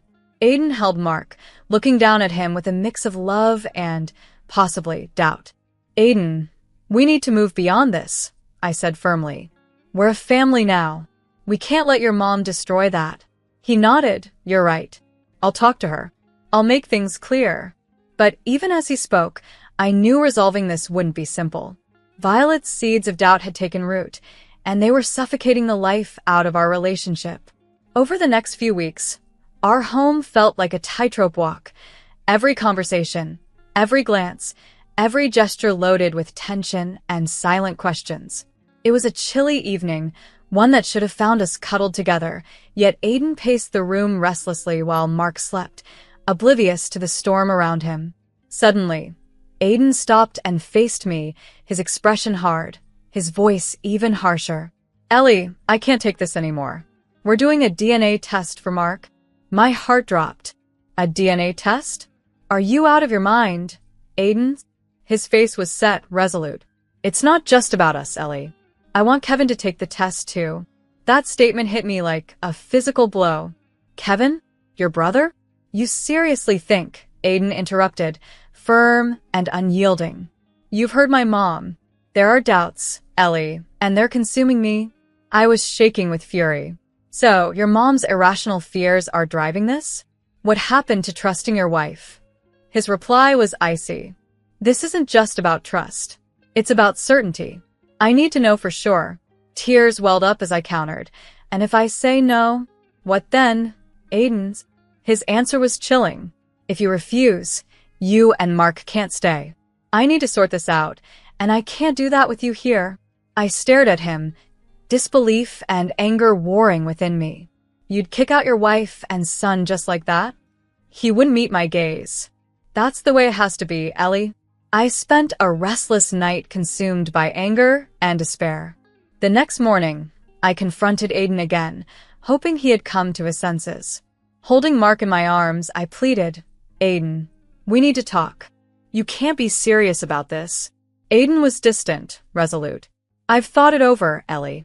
The test happens or you leave. That's final." I couldn't hold back my tears. "This is insane, Aiden. You're letting your mother's paranoia come between us." He remained unmoved. "It's not about choosing sides. It's about finding the truth." I was aghast at how far Violet's influence had reached, threatening to shatter our family under the weight of her baseless suspicions. As the weight of Aiden's doubts pressed heavily on us, it became painfully clear that our marriage was faltering under the strain. "What about us, Aiden? What about our marriage?" I asked him, desperation seeping into my voice.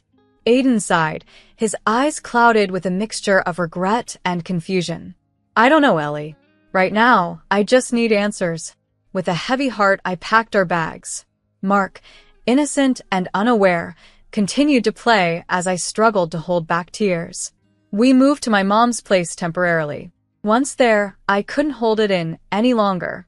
He's making us take a DNA test, Mom. He's lost his mind, I vented, tears streaming down my face. My mom wrapped her arms around me, her voice tinged with anger and disbelief. That boy is throwing away his family over some nonsense. You're better than this, Ellie. I don't even recognize him anymore. I sobbed into her shoulder.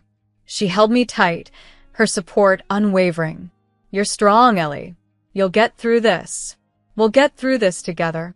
The doubts Aiden harbored not only tore our family apart, but also eroded the love and trust that once bound us. Now, I was left facing a future riddled with uncertainties, a single mother with a shattered heart, trying to make sense of the wreckage. After days of agony, I gave in to Aiden's demand for a DNA test. It felt like surrendering to a storm, but I saw no other choice. From my mom's house, I called Aiden to inform him of my decision. Aiden, I'll do the damn test, I said, my voice as steady as I could manage. There was a pause on the other end before he replied, okay, I'll arrange it. And Kevin agreed to do it too. I clenched my phone tighter, anger and resignation mixing within me. Fine. Let's just get this over with. A week later, the results were in. My heart pounded as we gathered at the clinic. Aiden, Kevin, Violet, and Violet, who had insisted on being there, wore a smug look as if she had already won. Aiden, his hands trembling, opened the envelope handed to him by the nurse. We all held our breath as he read. Finally, Aiden looked up, his face unreadable. I'm the father. Mark is my son. Relief washed over me, and I exhaled a breath I didn't realize I had been holding. I told you, Aiden. I told you, I said, though my voice was more tired than triumphant. Violet's face morphed into a picture of shock and disbelief. But how? I was so sure, she stammered. Yeah, you were sure, Kevin interjected, his voice dripping with sarcasm. Sure about ruining our family with your paranoia. Aiden just sat there, the results in his hands, looking utterly lost. I don't know what to say, he murmured. Furious tears streamed down my face. You want to say something now? After you put us through hell. Aiden reached out, but I pulled away. Don't, Aiden. Just don't. Kevin stood, his anger palpable. I can't believe you did this, Aiden. You and Mom. You two deserve each other. Violet tried to intervene, but Kevin cut her off. No, Mom. You've done enough.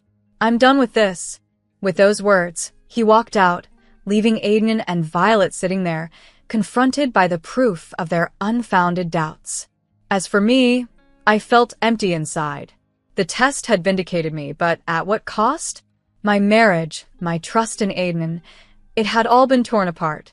I walked out of that clinic knowing that things would never be the same.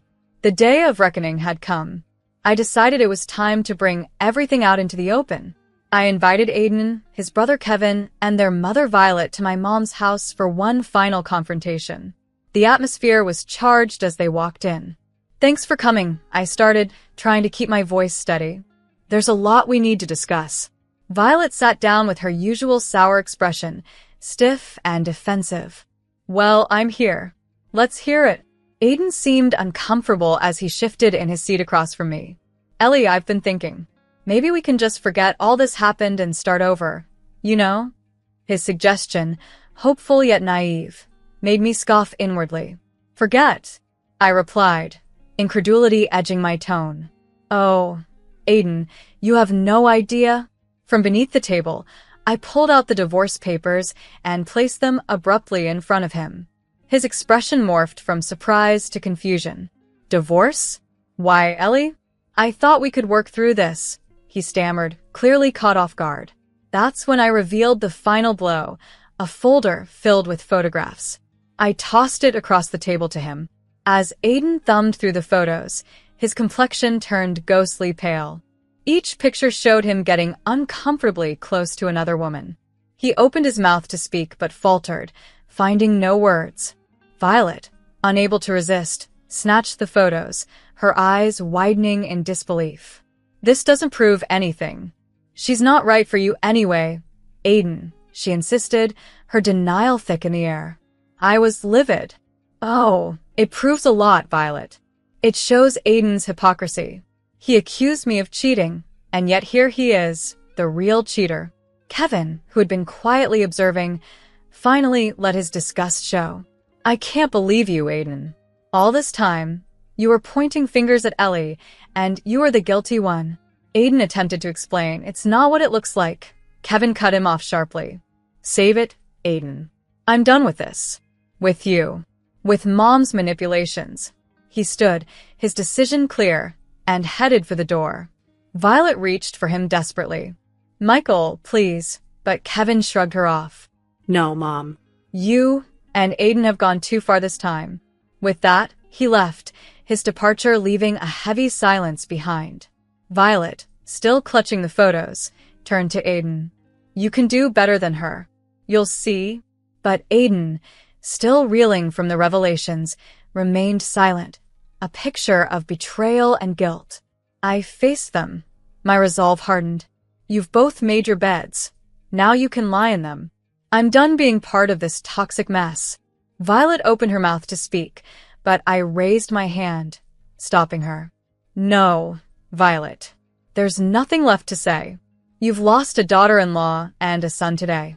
I hope it was worth it. As they left, I felt a strange mixture of relief and sadness wash over me. I turned to my mom, who had been a steadfast pillar of strength through the ordeal. It's over, Mom. Just us now. She hugged me tightly. You did the right thing, Ellie. We're here for you always. After the dust settled, the divorce was finalized. The court granted me alimony and compensation for Aiden's betrayal. It was a small victory in the grand scheme of things, but it felt like justice. One day, Violet showed up at my doorstep, desperation and guilt etching her features. Ellie, I need to see Mark. He's my grandson. I stood in the doorway, blocking her path. Not a chance, Violet. After everything you've done, you think you have the right to see him? She tried to push past me, but I stood firm, an unyielding guardian to the new peace I had fought so hard to secure. Standing my ground firmly at the doorway, I faced Violet with an unyielding resolve. I'm his grandmother, Ellie. You can't keep me from seeing him, she argued desperately. Watch me, I replied coldly. You lost that right when you tore this family apart. Violet's expression contorted with anger as she accused me of being unreasonable. Unreasonable? No, Violet. To us, you're no longer family, I countered sharply. Her departure was lonely and defeated.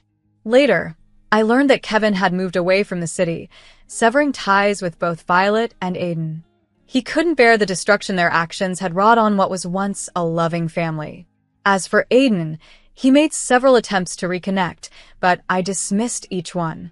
You have your mother to thank for this mess, I told him curtly during one of his calls. Don't bother calling again. Left alone, Aiden was forced to face the consequences of his decisions, with only Violet's company, who he now blamed for everything that had gone wrong. Life gradually moved forward. I concentrated on raising Mark and advancing my career, rebuilding our lives piece by piece. My mother was a steadfast source of support, aiding me in navigating the challenges of single motherhood. One quiet evening, while Mark was asleep and I savored a cup of tea, my mother sat beside me. You did the right thing, Ellie. It wasn't easy, but it was the right decision, she reassured me. I nodded in agreement, feeling the weight of our past struggles. It's just us now, but we're stronger for it. The betrayal, the lies, and the heartache were now behind us. Ahead lay a future filled with hope and the promise of something better. Aiden and Violet had become part of a past best left forgotten. This was our time, our opportunity to start anew, and I was ready to embrace it fully, confident in the strength and resilience that my mother and I shared.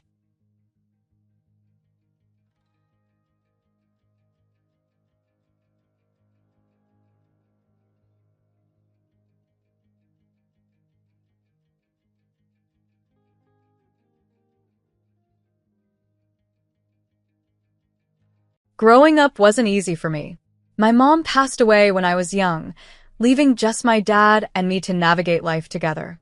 He embraced his role as a single parent with a strict hand, setting firm rules on everything from the friends I chose to the way I spent my time. Denise, "Those kids will only bring trouble," he'd warn in a stern tone whenever he caught me mingling with the local daredevils who were fond of street racing. "It's not about your age. It's about making wise choices," he'd argue, particularly disapproving of my desire to dye my hair bright colors, which he likened to a traffic light. "No, Dad, they're just having fun. We're grown up now," I'd protest, trying to assert my independence. But he was unyielding, concerned that I'd stray too far from the values he held dear. At home, he was known for his rigid approach to life, which extended to his reputation in our small town as a man who preached about responsibility and diligence. Our disagreements were frequent and heated, often ending with me storming out to seek refuge at Aunt Martha's house. She was Dad's younger sister, living just a few blocks away, and was his total opposite, laid back and always welcoming with a warm smile. Why can't he just relax a bit? I'd vent the moment I collapsed onto her couch. Aunt Martha, handing me a soda, would reply with a gentle laugh, "Denise, your dad's just frightened. He lost your mom, and he's terrified of losing you too. He sees things in black and white." "But I need some color in my life," I'd argue, craving freedom and self-expression.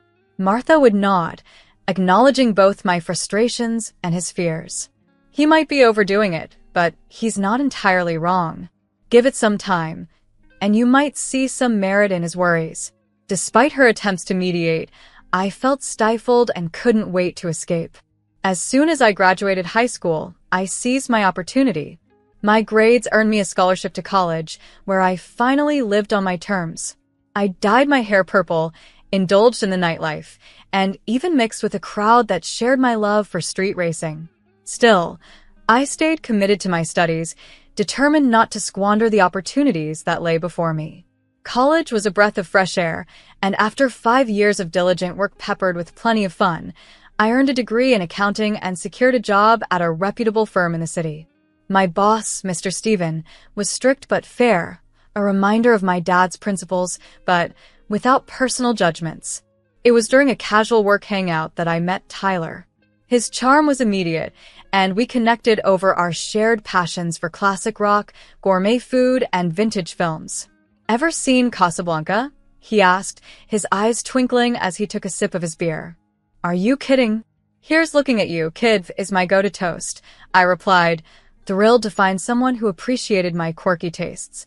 Our connection was instant, and it felt like everything I had experienced had led me to this moment. Shortly after Tyler and I started dating, our relationship quickly blossomed into a series of romantic dinner dates, cozy movie nights, and leisurely weekends spent together. Just 7 months into our whirlwind romance, we decided to get married. It felt like the natural progression of things. Everything seemed to be perfectly aligned, and I was thrilled to have found such a harmonious partnership. The initial year of our marriage was like a dream. We were open with each other and shared our hopes, dreams, and even our finances. I felt I had finally found the equal and transparent partnership I had always longed for. However, as time passed, subtle changes began to emerge. One evening, as I was preparing to meet friends for drinks after work, Tyler expressed his dissatisfaction. "You're going out again? You've been quite busy lately," he commented, his tone more of an accusation than a question. "Just catching up with friends. It's been ages," I replied, attempting to keep the atmosphere light. "Yeah, but maybe you should cut down on the outings. We could use some us time," he suggested, but his words felt more like a directive than a suggestion. I agreed, slightly taken aback, to plan something for the weekend together. It didn't end there. Gradually, Tyler's casual suggestions evolved into strict rules. He began to voice concerns over the time I spent with friends and even colleagues. Then, one evening, while scrutinizing our finances, he proposed, "Babe, I've been thinking. It might be better if I manage our finances. Just hand over your account details." Surprised and hesitant, I questioned, "Why? I've managed my finances well on my own for years. It's just easier this way. I can keep track of our spending and savings, plus, isn't this what a husband does?" he said, looking up with a smile that didn't seem to truly reflect warmth. Reluctantly, I acquiesced, thinking it might indeed be for the best. From that point on, Tyler took over. He dictated our weekend plans, our expenditures, and even small daily choices. Anytime I suggested something different, he would quickly dismiss it. No, that's not a good idea, without any discussion. As months passed, I found myself receding into the background of my own life. My friends reached out less frequently, knowing I would likely decline their invitations. My vibrant, independent spirit was dimming, overshadowed by the confines of the life Tyler approved. Living near Tyler's parents initially seemed ideal, like having a family right next door. However, the reality proved challenging. His mother, Catherine, was outwardly sweet but subtly controlling. His father, Harold, treated our home as an extension of his own, often overstepping boundaries. One particularly exhausting day, as I arrived home from work, Catherine called. "Denise, darling, have you started dinner yet?" Tyler must be starving after his hard day, she cooed over the phone. "Actually, Catherine, I just got in. Dinner will be a bit late tonight," I replied, struggling to mask my irritation. Her tone instantly turned icy. "Well, I hope Tyler doesn't have to wait too long. A man needs his dinner on time, you know." Her comments were not just about dinner. Catherine firmly believed that Tyler deserved special treatment because his job was deemed more demanding, despite both of us working full-time. Her expectations for me included not only managing our household, but also helping around their house, often pushing cleaning tasks onto me as soon as I entered their home.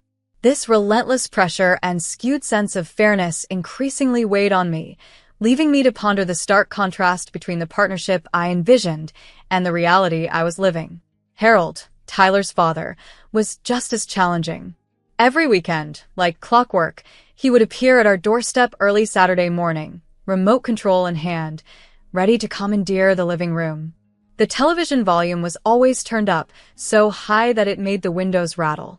Claiming his spot on the sofa, he would act as though he were royalty. "Denise, where's the beer?" "I thought you'd have stocked up for the weekend," he would bellow from his self-assigned throne. "It's in the fridge, Harold," I'd respond, doing my best to conceal my irritation as he muttered complaints about kids these days while he scavenged through the fridge, leaving a trail of crumbs and empty bottles behind. Tyler never intervened or addressed my concerns, simply shrugging them off. It was utterly draining. Between my job, maintaining our home, and catering to the whims of my in-laws, I felt increasingly stretched thin, slowly losing my own time and sanity to their relentless demands. At work, the pressure mounted when my company decided to merge with a smaller firm whose accounting department was in disarray, a mess of inaccuracies and outdated systems. It was my responsibility to untangle this web, which meant longer hours and more stress. Coming home late became more frequent than not. One particularly exhausting evening, I arrived home to find Tyler lounging on the sofa, idly flipping through channels, the dinner table barren. "Where's dinner?" "You know I get hungry after work," he complained, without even a glance my way. I dropped my bag, my patience wearing thin. "Tyler, you know what's been going on at work. You were here first. Why couldn't you have made some things?" He laughed dismissively, a sound that echoed mockingly around the room.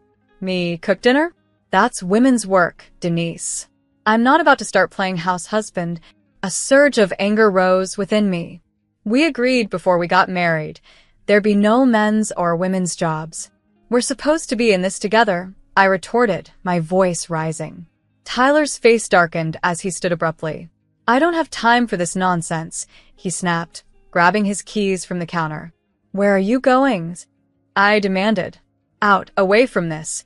He threw over his shoulder as he left, disappearing for days without a call or text, leaving me alone to juggle my escalating workload and the crumbling facade of our marriage.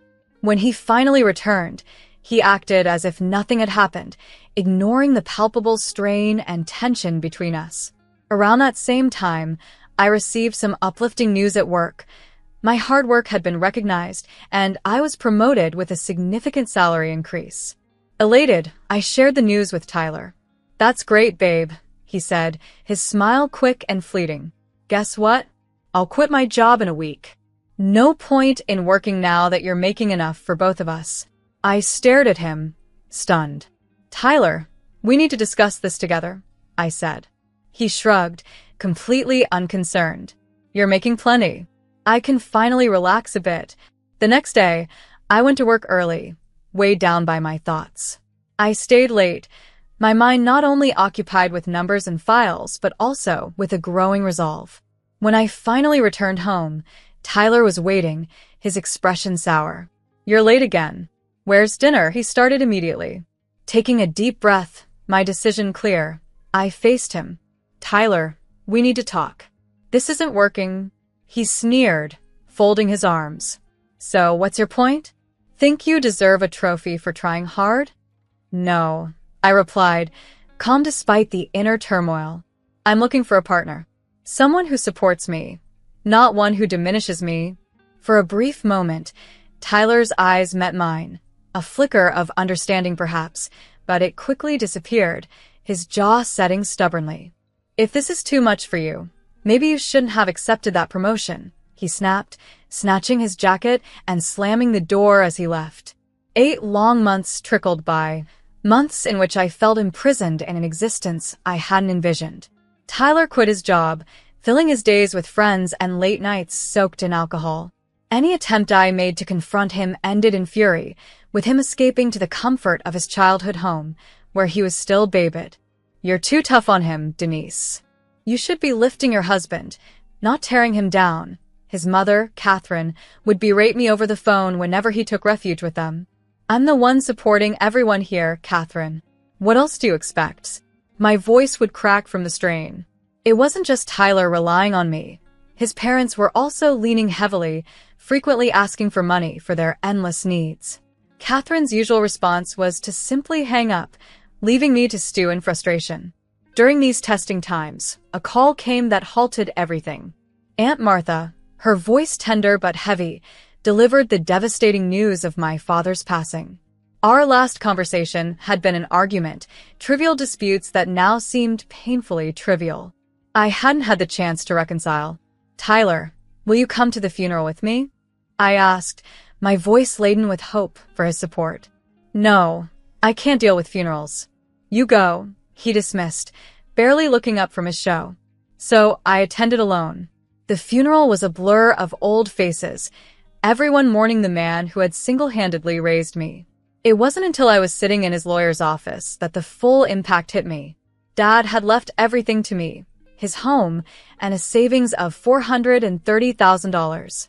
Tears flowed as I realized that despite our clashes, he had been preparing for my future, perhaps sensing I'd someday need an escape. That night, in the solitude of my childhood home, I pored over old photo albums. Images of my younger, rebellious self, dressed in vibrant outfits and sporting bright smiles, reminded me of my dreams of freedom, long exchanged for what I thought was security. As the first light of dawn crept in, clarity arrived. It was time for a significant change. The inheritance wasn't just assets. It was a gateway to a new beginning, an opportunity to rediscover the bold young woman who once believed she could take on the world. I have to do this, for myself and for the woman Dad knew I could become, I murmured into the dawn. Stepping back into what was once our shared home, the atmosphere was charged with anticipation. Tyler and his parents awaited, their expressions a mix of curiosity and greed, as if ready to claim whatever came their way. So, Denise, what did the old man leave you? Tyler asked, his voice laced with a thinly veiled curiosity. I hesitated, gripping the documents tighter to my chest. Before I could answer, Tyler snatched the papers from my hands, his eyes quickly scanning the numbers. A triumphant grin took over his face. $430,000, he shouted, turning to his parents who immediately began to buzz with excitement. His mother, Catherine, clapped her hands excitedly. Oh, that will cover a lovely vacation for us all. How about France, or maybe a cruise, she suggested gleefully. Harold was already nodding in agreement. And we need new furniture, something nice, something grand, he chimed in eagerly. Tyler, not wanting to be left behind in the planning, slammed his fist on the table. It's settled then. I'm getting a new car. It's about time I rode in style, he declared. I stood, stunned into silence for a moment as they carried on planning as if I wasn't even in the room. Gathering my courage, I finally spoke up. Listen up, all of you. This is my inheritance, not yours. I decide how it's spent, not you, I said, my voice firm, louder than I felt. Tyler whirled on me, his face twisted in anger. You think you're in charge here? Keep talking like that, and I'll divorce you so fast it'll make your head spin, he threatened, his words hanging in the air ominously. Before I could respond, Catherine grabbed me by the shoulders and shoved me towards the door. Think about how you're acting, Denise. You're too arrogant. Maybe a night outside will cool you off, she hissed, her voice venomous. I stumbled out the door, the shock of the physical and emotional assault numbing my senses. For a moment, I stood there bewildered by the audacity of their entitlement. But then, almost unexpectedly, a laugh bubbled up from within me. It started small but grew in volume, echoing into the quiet street. I felt a weight lift off my shoulders, a strange, exhilarating freedom. With nowhere else to go, I drove back to my father's house. The familiar walls welcomed me like an old friend. That night, the reality of my situation began to sink in, and a plan started to form. First thing in the morning, I picked up the phone and dialed my office. Hey, it's Denise. I need to ask for a couple of weeks off, personal leave. I've got some things to sort out, I explained when my boss, Mr. Stephen, answered. Denise, take all the time you need. I've noticed you've been off your game a bit lately. Whatever it is, sort out. We'll manage here, Mr. Stephen replied, his voice kind and understanding. Thanks, Mr. Stephen. I appreciate it more than you know, I said, grateful for his support. Hanging up, I felt the first real peace in a long while. The next steps were clear. I needed to legally separate myself and my finances from Tyler and his parasitic hold on my life. I knew it wouldn't be easy, but for the first time in a long time, I was ready to fight back. I was sipping coffee from Dad's favorite mug, enjoying the quiet of the morning, when my phone began to buzz relentlessly on the kitchen counter. At first, I ignored it, savoring the peace and slightly amused at the thought that Tyler and his parents were probably scheming about my inheritance. But the phone wouldn't stop. It was like it had a life of its own. Finally, I picked up, bracing myself for the onslaught. What is it, Tyler? I snapped, not in the mood for niceties. Denise, you need to give us access to the money. I can't get into the account. His voice was a mix of frustration and panic. I couldn't help but laugh, the sound sharp and clear. That's because I've restricted access, Tyler. You can't use my money anymore, I said, enjoying the moment of revelation. There was a pause, a silence filled with his disbelief. You can't do that, he finally muttered. We're married, but not for long, I replied sharply and ended the call. I hoped that would be the last of it, yet I should have known better. Later that evening, just as I had settled into the comfort of my reading nook, the crunch of gravel announced the arrival of a car. Moments later, Tyler and his parents were at my doorstep, their faces contorted with anger and panic. Without an invitation, Catherine pushed past the doorway, her voice high and accusing. You think you're smart, cutting us off like that? Harold was right on her heels, his expression stern. Family shares everything, Denise. That's how it should be, he declared. Tyler, trailing behind, looked at me with a mixture of accusation and hurt. You're destroying us, Denise. This is about us. I faced them with a newfound resolve. This was never about us, Tyler. It's been about what you could take from me, I responded, my voice unwavering. He sneered, anger flashing in his eyes. Well, then, we're getting a divorce, he blurted out. Perfect timing. I handed him the divorce papers I had prepared, ready for this moment. His shock was evident. What are these? Consider it your ticket to freedom, I replied coolly. Sign them, and you can leave. He quickly skimmed the documents, his expression shifting to calculation. Fine. But just so you know, I get half. $215,000. It'll change some plans, but we'll manage, Catherine murmured, barely audible. It should have been the full $250,000. We're picking scraps from a black sheep now, aren't we? I laughed softly, shaking my head. Actually, you get nothing. Inheritance isn't subject to division in divorce here. Not a single cent of that money goes to you, I explained. Their faces paled as the truth sank in. Tyler's hands trembled, the reality dawning on him. But we've already spent money, expecting. We took trips, made purchases on credit. His voice trailed off, the weight of their decisions crashing down. That's not my concern. You chose this path, I stated, my tone icy yet clear. Leave now, or I'll call the police. Their exit was hurried, a blend of disbelief and rage as they left. Once the door shut, a deep sense of relief washed over me. They were finally out of my life. Selling Dad's house was a bittersweet ordeal, like saying goodbye to a piece of my past. Handing over the keys was difficult, but it was a step towards something new. I used the proceeds to buy a quaint house close to work, my very own sanctuary, free from past entanglements. Back at the office, things were also looking up. Mr. Stephen called me into his office one sunny afternoon, his demeanor serious yet supportive. Denise, your recent performance and leadership have really stood out, he started, the lines of sunlight framing him from the blinds. I listened, hopeful. I'd like to offer you the position of deputy director. You've truly earned it, he said, meeting my gaze with a firm, encouraging look. Thank you, Mr. Stephen. I promise, you won't regret this, I responded, a surge of pride and excitement bubbling within. It felt incredibly fulfilling to be recognized for my efforts and talents, rather than as just another resource. Meanwhile, Tyler and his parents faced dire consequences for their reckless financial decisions. Overwhelmed by debt from their unplanned extravagances and facing angry creditors, they were forced to sell their home, a stark contrast to the stability and promise my new life offered. But even that wasn't enough to cover their debts. The last update I received was that they were squeezed into a small rented apartment, each of them taking up whatever odd jobs they could find to scrape by. One evening, as I was settling down for the night, my phone lit up with Tyler's name. Driven by a mix of curiosity and a hint of concern, I answered the call. Denise, listen, I've been doing a lot of thinking, he started, his voice trembling. I made a mistake, a big one. I want to make things right. Maybe we could start over. I couldn't help but let out a laugh, not out of joy, but from sheer disbelief. Start over, Tyler? Do you even hear yourself?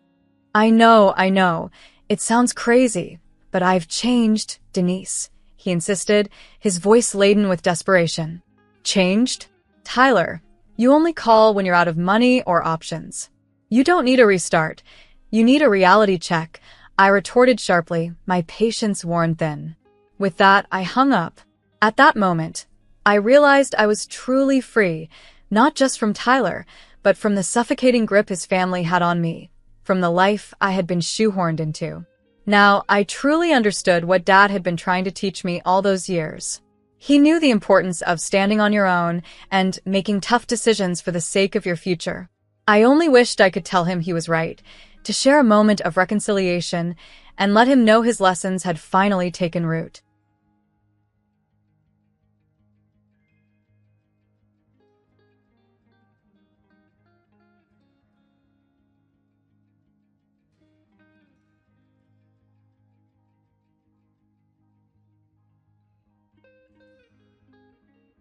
My name is Patricia, and I was 29 years old when I thought I had found my soulmate, Keith. Our whirlwind romance led to marriage within just a year. Keith, an accountant, is a tall man whose infectious laughter fills any room. I work in digital marketing, and painting is my weekend passion. I've always been a meticulous planner, while Keith was more spontaneous. We complemented each other perfectly, or so it seemed.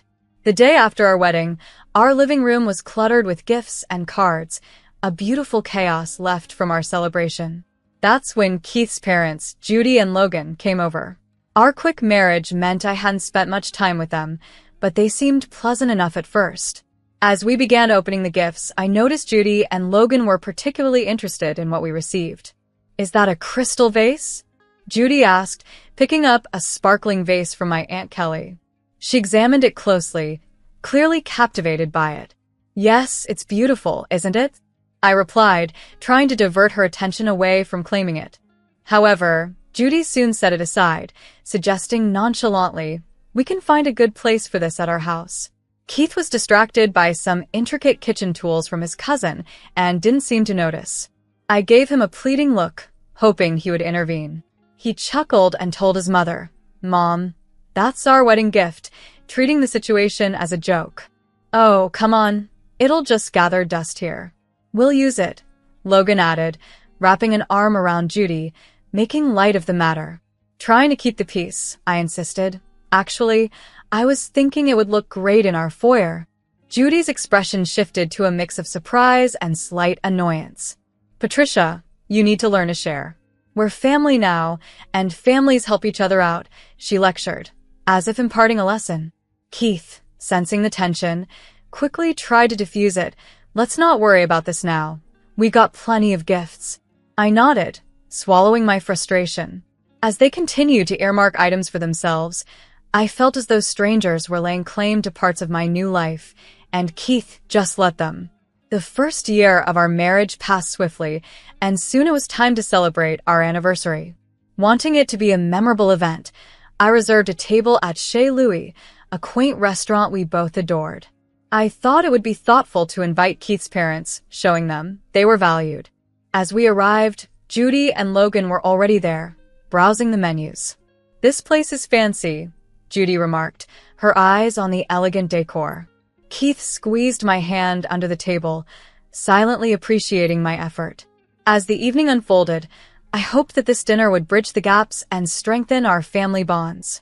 As we settled into our seats at the restaurant to celebrate our anniversary, I chose the salmon, Keith's favorite, while Judy's eyes quickly darted to the most extravagant options on the menu. "We'll have the lobster and the filet mignon," she announced, choosing the priciest items effortlessly. Logan chimed in with a cheeky wink to the waiter, "And why not add a bottle of your finest wines?"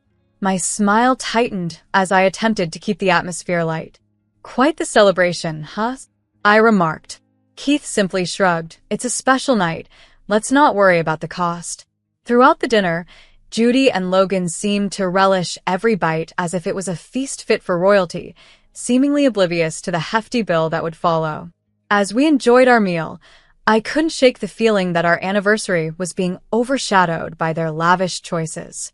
When the check arrived, I noticed Keith's surprise at the amount, but he quickly composed himself and handed over his card to the waiter. As we left, Judy linked her arm with mine, her voice full of contentment. "Patricia, this was just lovely. We should do this again next year." Thanksgiving was just around the corner, and with it, the onset of the holiday season.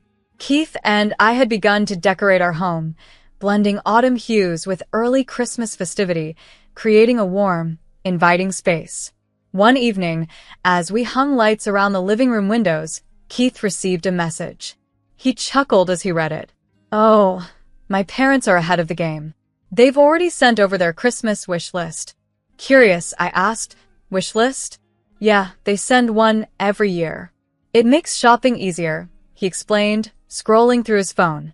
Handing it to me, I was taken aback by the extensive list filled with high-end electronics, designer clothes, and luxury goods that seemed more extravagant than necessary. "They can't be serious," I remarked, scrolling through the list in disbelief. Keith shrugged as he took his phone back. "They like the good stuff. What can I say?" I was at a loss for words, feeling a knot tighten in my stomach. With Keith's birthday also approaching, I had been excited to give him a special watch he had been eyeing for months. Now, the excitement was dampened by the thought that our holiday gifts seemed more about ticking off items on a lavish list than celebrating our love. When it came time for us to make our holiday wish list, I half-jokingly suggested, "Maybe we should just ask for charitable donations in our name." Keith laughed. "Good one, but seriously, you need a new laptop, right?" As the holidays approached, I decided on a practical gift for Judy and Logan, a nice coffee maker, nothing too extravagant. In return, they gifted me a set of scented candles. The candles were lovely, but the stark difference in our gift exchange was evident. Keith, however, seemed pleased with the sophisticated drone they gifted him. The unspoken expectation was clear. We were to give generously and receive modestly. It didn't sit right with me, but mentioning it only seemed to invite tension, so I remained silent, wrapping gifts and maintaining a cheerful demeanor through the holiday celebrations. Sitting at my desk, I was absorbed in work when the ping of an email notification drew my attention. It was about my quarterly bonus, which turned out to be more generous than expected. Immediately, I thought of using it for something special for Keith and me, a gesture to reignite the joy in our increasingly strained relationship. We had often dreamed of a romantic getaway to Venice, and it felt like the perfect opportunity to turn that dream into reality. That evening, I revealed the surprise to Keith over dinner. His reaction was pure joy. His face lit up with an excitement I hadn't seen in a long time. "Venice, really? That's amazing, babe," he exclaimed, rising to give me a kiss. The happiness of the moment was palpable, but it was abruptly interrupted by his phone ringing. It was his mother. I overheard him excitedly share our plans, wishing he had kept it just between us a little longer. As he talked, I watched his enthusiasm fade into resignation. I know, you've always wanted to go," he said, his smile waning. He ended the call and turned to me, his expression somber. "They want to come with us," he said, as if seeking my approval. I was stunned, my fork frozen in midair. "To Venice? With us?" I managed to ask, trying to keep my voice steady. Keith nodded, explaining, "They said they've never been and always wanted to go. Let's take them." The room felt claustrophobic suddenly. "It's supposed to be our trip, Keith." "Ours," I emphasized, feeling a tightness in my chest. He was silent for a moment, then said, "I know, but they're getting older and I feel bad. They've done so much for me." I thought about the unbalanced gift exchanges, the overindulgent anniversary dinner, and countless other concessions we had made. "But this is our time," I insisted firmly. "We can plan a trip with them some other time. This bonus, it's for us." Keith sighed, a deep sound of frustration. "They won't understand that you know how they are. And you know how hard I've worked for this," I said, my words heavy with emotion. "I want us to enjoy this together, just us, like we planned." Keith remained silent for a while, then relented. "Okay, we'll tell them some other time might work better." But when it came time to have that conversation, Keith's resolve wavered. "Look, maybe we can all go together next year," he suggested, but Judy was quick to dismiss the idea over the speakerphone. "Why next year? We can afford it now," she countered, her tone thick with disappointment. I couldn't hold back any longer. "Because this trip is for us, Judy. Keith and we need this time together," I said, my frustration evident. There was a pause before Judy retorted sharply. "Well, that's very selfish of you, Patricia. Very selfish indeed." After the call, the atmosphere at home grew tense. Keith was visibly conflicted, but I stood firm. This trip to Venice was meant to be a dream for us, and I wasn't going to let it be compromised. In the days that followed, Keith seemed like a shadow of himself, leaving early for work and returning late. Our interactions dwindled to the bare minimum. "Dinner's in the oven," I'd say as he walked in, my voice echoing off the walls of our now quiet home. "Thanks," he'd reply, his voice equally empty, reflecting the growing distance between us. He'd reply with a word that felt hollow, lingering in the space between us. I missed him, missed us. I yearned for the days when we dreamed together on the couch, our plans and laughter entwining effortlessly. I longed to break through the invisible wall that seemed to have erected itself after the argument about Venice. But every attempt to reach out felt like speaking through a barrier of thick glass. I could see him, but couldn't truly reach him. One particularly difficult evening, I found myself sitting across from Keith at the dinner table. The only sound was his fork clinking against his plate, punctuating the heavy silence. I cleared my throat. "Keith, we can't go on like this," I began, my voice a timid whisper, fearful of breaking the fragile peace. "We need to talk about what happened. We can't let this silence become our new normal." Keith continued to eat, his expression unreadable. Then, finally, he set down his fork, a sign I had his attention, if only for a moment. "What do you want me to say, Patricia?" he asked, a hint of weariness in his voice. I want to understand why you're taking this so hard. Why does it feel like you're choosing them over me? I replied, the hurt clear in my tone. He sighed, folding his hands in front of him. They're my parents, Patricia. They've been hoping to go to Venice their whole lives. And what about what we've been hoping for? Our plans? Our dreams? My frustration began to bubble up, my words becoming more pointed in my desperation to bridge the gap between us. Keith ran a hand through his hair, a gesture of exasperation I had come to recognize. I know, he said, and for a moment I saw a flicker of the man I married, conflicted, torn, but not indifferent. It's just, they've always been there for me. I feel obligated, you know. But where does that leave us, Keith? I pressed, leaning forward to catch his eye. What about our marriage? He didn't respond immediately, and in that pause, a wave of fear washed over me. Perhaps we weren't as solid as I had believed. Perhaps our foundation was less rock and more sand, easily eroded by the steady tide of his parents' needs and wants. It's supposed to be us against the world, Keith. Not me against you and them, I said quietly, my voice steady despite the emotions welling up inside me. He looked at me then, really looked at me, and I could see the conflict warring within him. I know, Patricia. I just don't know how to make everyone happy. That's just it, I said, a sudden clarity washing over me. We can't always make everyone happy. But we made vows to each other, Keith. Doesn't that count for something? He nodded slowly, his gaze lingering on the table before finding mine. It does. It counts for a lot. The rest of the meal passed in contemplative silence, a shift from the strained quiet that had become our norm. It felt as though my words had either planted a seed or perhaps watered one that had been lying dormant within Keith all this time. The next morning, the sun poured in through the windows, but its warmth seemed absent from our home. I awoke to an unsettling quiet, the other side of the bed untouched from the night before. The emptiness of the house wrapped around me like a heavy blanket, suffocating in its silence. Rubbing the sleep from my eyes, I reached for my phone, bracing for the usual lack of messages, a silent testament to the distance between us. Instead, my screen was flooded with notifications, all from my bank. A lump formed in my throat as I read the details, multiple transactions, including airline tickets. As I sat in the quiet of the early morning, an array of notifications lit up my phone, revealing a shocking reality. Hotel bookings and a pair of airline tickets to Venice had been purchased under my account while I was asleep. The timestamps on the emails indicated that the flight had already departed hours ago.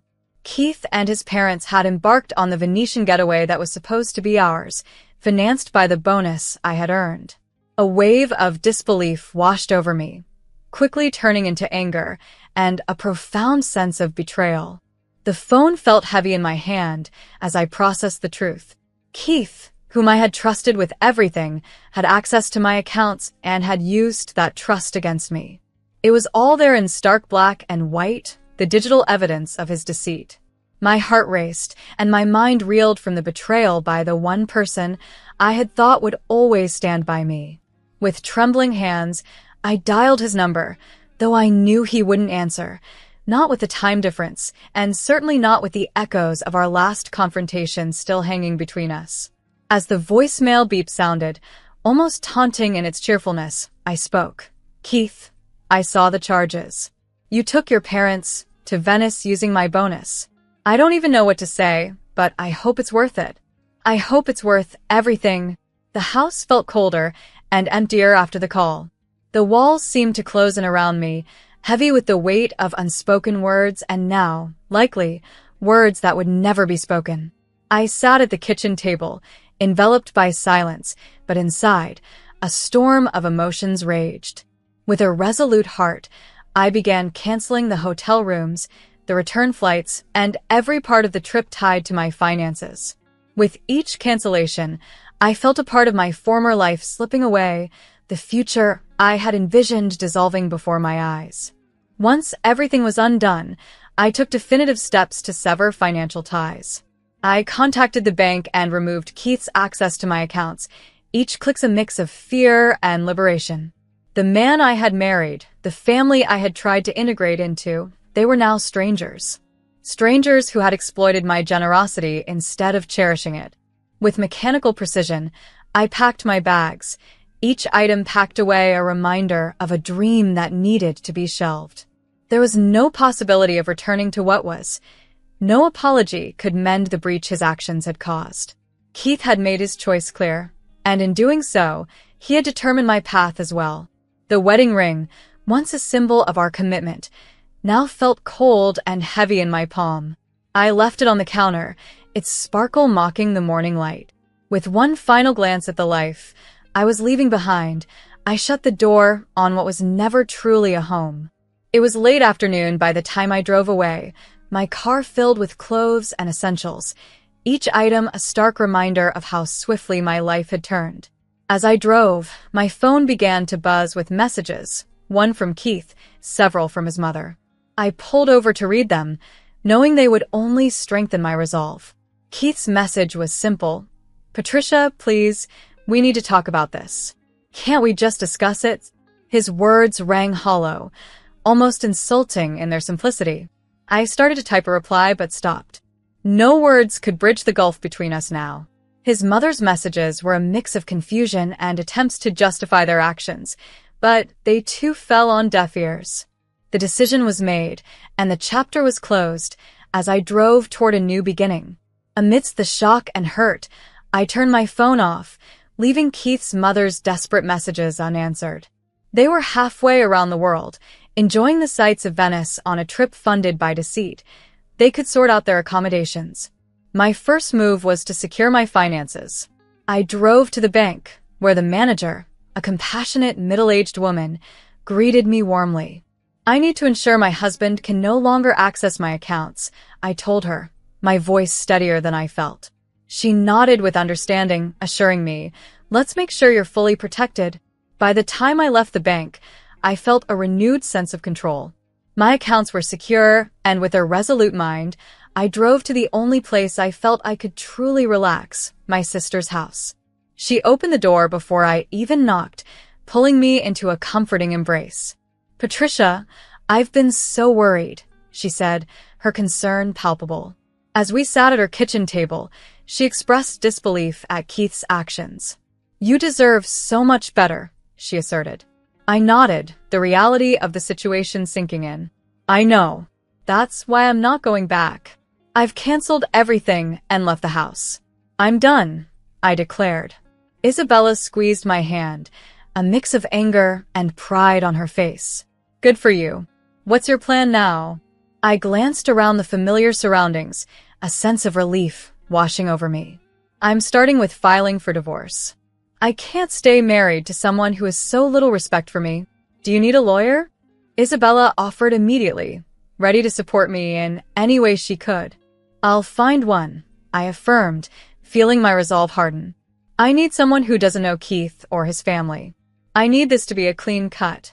As Isabella and I unpacked my car and began planning the next few days, I found comfort in the mundane tasks, a grounding force amid the chaos. Standing in her kitchen with a mug of coffee warming my hands, my phone vibrated insistently. It was Keith again, his message a blend of apology and plea. "Patricia, we need to talk. I'm sorry. I miss you, and I think we can work things out." I sighed, his repeated "I'm sorry" now feeling as insubstantial as a threadbare blanket. "Not this time, Keith," I muttered under my breath, crafting a response that left no room for doubt. "There's nothing left to discuss. Please respect my decision." The silence that followed was heavy, but it wasn't enough to sway my resolve. This determination was put to the test a few days later when Keith's parents showed up at my sister's doorstep, their faces contorted with anger. They barged past a stunned Isabella. "You've got some nerve, Patricia," his mother exclaimed shrilly. "You ruined our family vacation. You're just a greedy, selfish woman." Isabella stepped in front of me, her posture protective. "That's enough. You're not going to come into my house and insult my sister," she declared firmly. The argument escalated quickly, catching the attention of the neighbors who began to peek out of their windows, drawn by the commotion. The confrontation was intense, but Isabella's unwavering support and my newfound clarity helped me stand firm. This was not just a moment of confrontation. It was a definitive end to a chapter of my life that I was ready to close. The confrontation with Keith's parents escalated quickly, and I was certain it would end with the police being called. Isabella, with her protective stance, firmly told them to leave, or she would call the authorities herself. Their departure did little to clear the air, leaving a palpable tension lingering in their wake.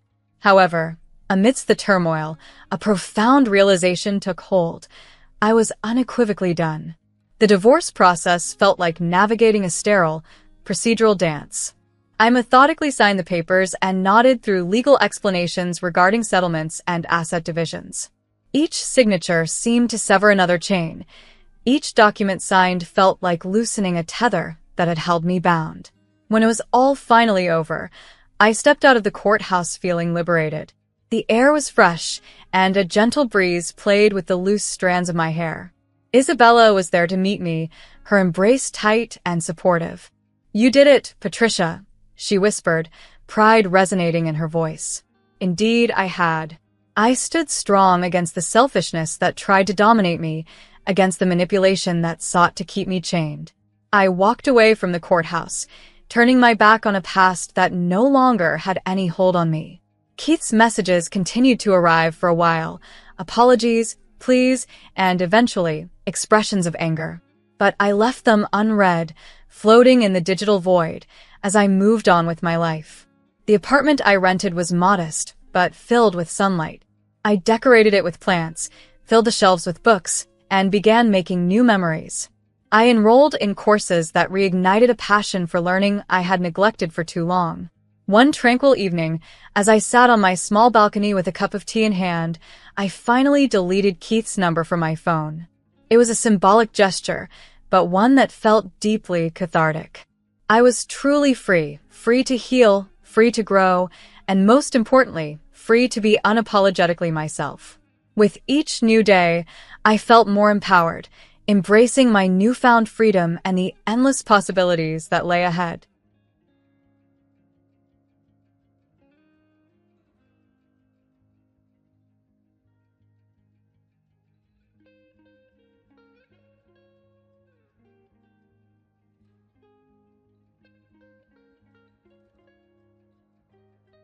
My name is Lisa, and I once believed I had everything neatly in place.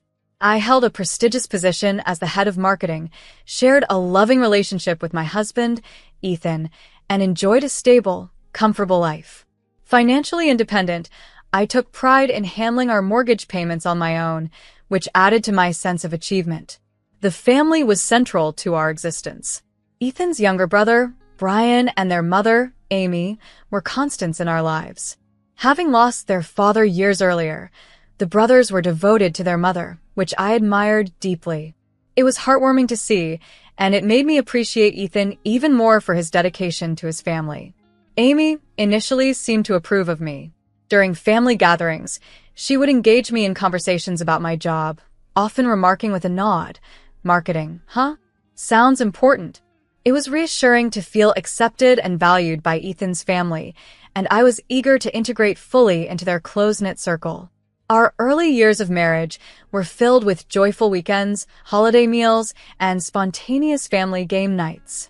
I recall one particularly lively Thanksgiving at Amy's, where the laughter and chatter filled the room, creating a warm, inclusive atmosphere. It felt right to belong to this family.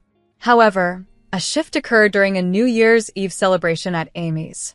While refilling my wine glass in the kitchen, I accidentally overheard a conversation that would start to change my perspective. Amy was mockingly commenting on Julie's inexpensive dress in the living room, suggesting that Julie, a single mother doing her best, was out of her depth trying to play with the big boys. This incident made me question the nature of the family dynamics I had admired. The teasing I had once dismissed as harmless took on a more malicious tone over time.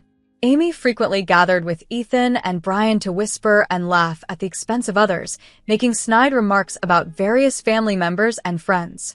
It felt increasingly uncomfortable to witness. On one Easter Sunday, I reached my limit. Amy was in the living room, casually critiquing another relative's financial decisions when I couldn't hold back any longer. Standing up, I confronted her about the rudeness of her remarks, hoping to defend those who were being subtly bullied. The room fell silent, and Amy, with a sharp tone of sarcasm, dismissed my concerns, suggesting I was too sensitive. At that moment, I looked to Ethan for support, hoping he would stand by me. The realization that my once beloved family gatherings had a hidden undercurrent of meanness was disheartening, and it prompted me to reevaluate the dynamics of the family I had once so eagerly wanted to be a part of. After Ethan's disappointing reaction, family gatherings morphed into an ordeal for me. I would often find myself isolated, sipping on a drink while Ethan remained glued to his mother's side. He would occasionally send apologetic looks my way, but never did he join me to offer the support I needed. One evening, after enduring another difficult dinner, I confronted him. "Why can't you ever stand up to her?" I asked, the frustration evident in my voice. Ethan, looking weary, ran his hand through his hair. "She's my mother, Lisa. What do you expect me to do?" "I expect you to tell her she's being cruel. I expect you to stand by me," I insisted. But he never did, and as a result, I began to invent excuses to avoid these painful family events, citing sudden work crises or migraines, anything to escape the harsh whispers and cold stares. Just as I thought our situation couldn't become more strained, life threw a significant twist our way. I was pregnant. Discovering the pregnancy left me with a mix of emotions, holding the test with shaking hands and calling out for Ethan, who came rushing, concern painting his features. When I showed him the test, his reaction, a mixture of shock and relief, pulled me into a brief hope that perhaps this new life might mend the growing fissures between us. However, the pregnancy proved to be anything but easy. I faced constant nausea and dizziness, with the looming threat of miscarriage hovering over me, forcing me into bed rest and eventually quitting my job as my condition worsened and my eyesight began to deteriorate, a rare but potentially permanent complication. During this vulnerable time, I felt Ethan drifting further away, often returning home late, if at all, leaving me to face my challenges alone. The day of my scheduled C-section arrived sooner than expected due to my vision issues, making natural birth too risky. Lying on the operating table, filled with a blend of fear and anticipation, I asked for Ethan, only to be told by a nurse that he had chosen to wait outside. The surgery itself went smoothly, and hearing my son's first cries was a transcendent moment, filling me with an overwhelming rush of love. However, the joy was short-lived as Ethan eventually appeared in the recovery room, his discomfort and annoyance barely concealed. "Lisa, we need to talk. This isn't right," he began abruptly. His words, dismissing the necessity of my surgery and lamenting the presence of men during childbirth as against old norms, struck a deep chord of pain within me. As he stormed out, claiming the hospital environment was too much for him, I was left alone, reeling not only from his words but also from the reality of our situation. The subsequent weeks were a haze of sleepless nights and constant feedings, with Ethan's presence becoming rarer, leaving me to navigate the challenging waters of new motherhood by myself.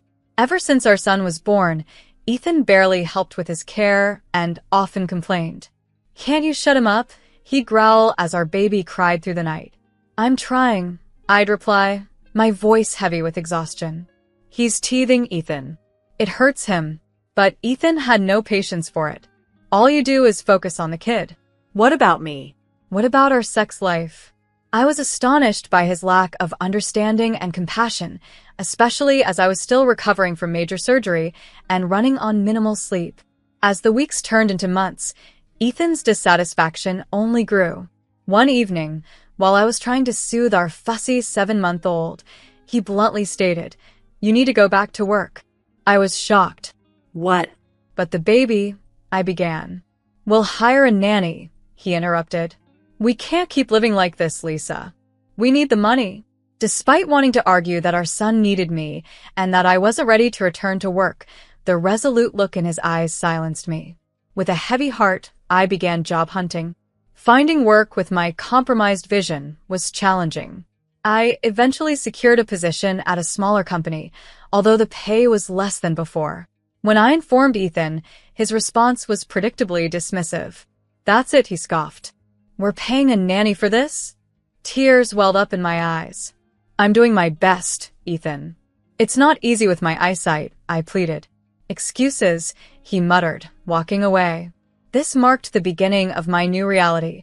Rushing to work each morning, guilt gnawing at me as I left my baby with the nanny, struggling through the day with my limited vision, and then coming home to a resentful husband and a son who desperately needed my attention. Time passed in a blur of work, childcare, and escalating tension at home. Before I knew it, 3 years had gone by since my son's birth. Despite the difficulties, I cherished him deeply and found joy in his milestones. Family gatherings continued to be stressful, particularly because of Amy's behavior. She would perform the role of the doting grandmother when others were watching, but her disinterest was obvious. "Come to Grandma," she'd coo in a sweet voice, arms outstretched towards my son. Yet, he would cling to me, turning his face away from this woman he barely knew. Amy's expression would sour. "What have you been telling him about me?" She'd hiss accusingly. "You're turning my grandson against me." I'd try to explain, weary. "He just doesn't know you well, Amy. If you visited more often," but she would cut me off. "Don't you dare blame this on me," and storm off to complain to Ethan. Then, on an ordinary Tuesday morning, my world was thrown off balance, once again. Holding a pregnancy test, my heart pounding, I saw the positive result. Fear enveloped me. My first pregnancy had been so fraught, my health so compromised. Could my body handle another? As I pieced together the timeline, I realized I was already well into my first trimester. The decision, it seemed, had been made without my full awareness. With trembling hands, I called Ethan at work to share the news. His response was terse. "What is it?" he asked, a note of impatience in his voice. "Ethan, I'm pregnant," I said, my voice faltering. There was a pause on the other end of the line. Then, dismissively, "Look, Lisa, I'm busy. We'll talk later. Just don't quit your job, all right? We can't afford that." The line went dead, leaving me staring at my phone, feeling more isolated than ever. Thankfully, this pregnancy was less arduous than my first. The morning sickness was bearable, and my vision remained stable, allowing me to continue working. I was determined to support my growing family. However, as my belly grew, the distance between Ethan and me seemed to widen further. He increasingly spent his time at his mother's house, often returning home late. One evening, exhausted from managing our toddler and my pregnancy, I asked Ethan for help as he walked through the door. "Hey, can you read him a story?" "I'm exhausted," I said, hopeful for some assistance. Ethan glanced at us, then at his watch. Can't. "I promised Mom I'd help remove some furniture. Don't wait up." And with that, he was gone, leaving me alone with our son and my tears. As my 7th month of pregnancy came around, I prepared for Thanksgiving.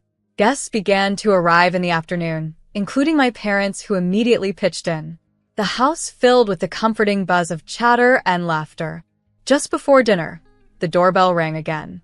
It was Brian, Ethan's younger brother, and he wasn't alone. "Everyone, this is Christine," Brian announced, introducing his fiancée. The room's mood shifted to joyous congratulations. Amy arrived shortly after, her eyes lighting up at Christine. Throughout dinner, she showered Christine with attention, asking about her job as a manager at a national bank. "How prestigious," Amy gushed, clearly impressed. Then, in a louder voice meant for all to hear, Amy said, "Christine here makes $220,000 a month. Now that's the kind of daughter-in-law I've always dreamed of. Smart, beautiful, successful." Her words stung, especially as she threw a pointed look my way, adding, "Unlike some people who can only pop out babies and breed poverty." I felt my cheeks heat up with humiliation. My mother bristled beside me, ready to defend me, but I gently stopped her, not wanting to escalate the situation. "You know," Amy continued, her voice dripping with faux sweetness, "why don't we continue this lovely evening at that new restaurant downtown? My treat, of course." Before I knew what was happening, Amy, along with Ethan, Brian, and Christine, were heading out the door. Ethan didn't even glance back. The departure drained the festive spirit from the room, and soon, our other guests began to leave, offering thin excuses. Only my parents remained in their presence a silent support in the suddenly quiet house. But I declined their help, insisting that they too needed to rest. Once they left, I sank into the couch, overcome with tears. As the hours trickled by, my sobs echoed through the quiet house, my hand resting on my growing belly, lost in thoughts of how my life had spiraled to this point. It was nearing dawn when I heard the front door creak open. Ethan stumbled in, reeking of alcohol and cigarette smoke, without a word, heading straight to our bedroom. With trembling hands, I picked up my phone and scrolled through social media. There, captured in a series of photos, were Amy, Ethan, Brian, and Christine, all smiles at an upscale nightclub. The caption stung, "Best Thanksgiving ever with my real family." As my due date neared, a mix of excitement and anxiety filled me. The doctors had scheduled another C-section, given the short interval since my last. Despite trying to focus on the arrival of our new baby, doubts about Ethan clouded my thoughts. One cold winter afternoon, I noticed Ethan unpacking bags full of summer clothes. Confused, I asked, "What's all this?" "Just saw a good sale. Thought I'd update my wardrobe," he replied, avoiding my gaze. It didn't quite add up, but with the baby on the way, I pushed my suspicions aside. I had been saving diligently, ensuring we had enough for the mortgage, bills, and even a babysitter for our 4-year-old. Thankfully, my workplace had approved 3 months of unpaid leave. 5 days before my scheduled C-section, chaos erupted. I was resting when Ethan and Amy burst through the door, urgency in their steps. Following them to our bedroom, I found Ethan hurriedly packing the new clothes. "Ethan," I said, my voice rising with panic, "what are you doing?" "We're all going to Brian's wedding in Hawaii," he replied curtly. "But my C-section is in 5 days. Who's going to take care of our son?" I protested. "You'll manage." "You always do," Ethan said coldly, zipping up his suitcase. Before I could utter another word, he and Amy were out the door, leaving me in a stunned silence. Reality hit me like a tidal wave. Frantically, I checked our joint account, empty. All the money I had saved was gone. With shaking fingers, I called Ethan. "What?" he snapped when he finally answered. "The money. All our savings. Where is it?" I stammered. After a pause, his cold laughter filled my ear. "We needed it for Brian's wedding gift." "Don't be so greedy, Lisa." Then the line went dead. Suddenly, a sharp pain shot through my abdomen. Looking down, I saw a puddle forming at my feet. My water had broken. Panic gripped me as I realized the imminent risk to my previous C-section scar. Clutching my phone with one hand and my belly with the other, I dialed emergency services. The hospital was a whirlwind of activity, doctors shouting, machines beeping. I awoke hours later to the gentle beeping of monitors, my mother's tear-stained face hovering over me. "Lisa," she whispered, squeezing my hand. "You're okay? The baby's okay?" Slowly, the reality of what had happened set in. I had nearly lost my life. My baby had nearly been lost. 5 days after my emergency C-section, I was feeling surprisingly resilient, both physically and emotionally. The doctors were impressed with my recovery and promptly gave me the green light to head home.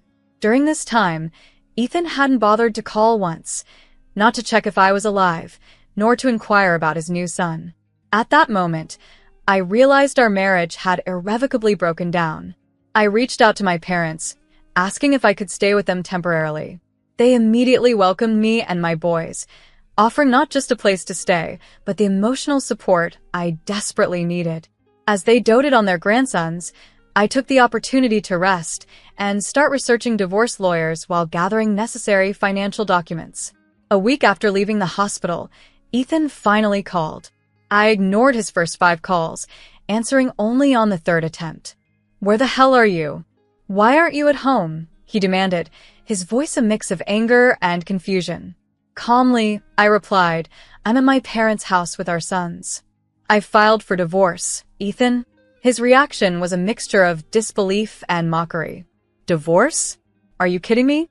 After everything I've done for you, he laughed bitterly. Everything you've done?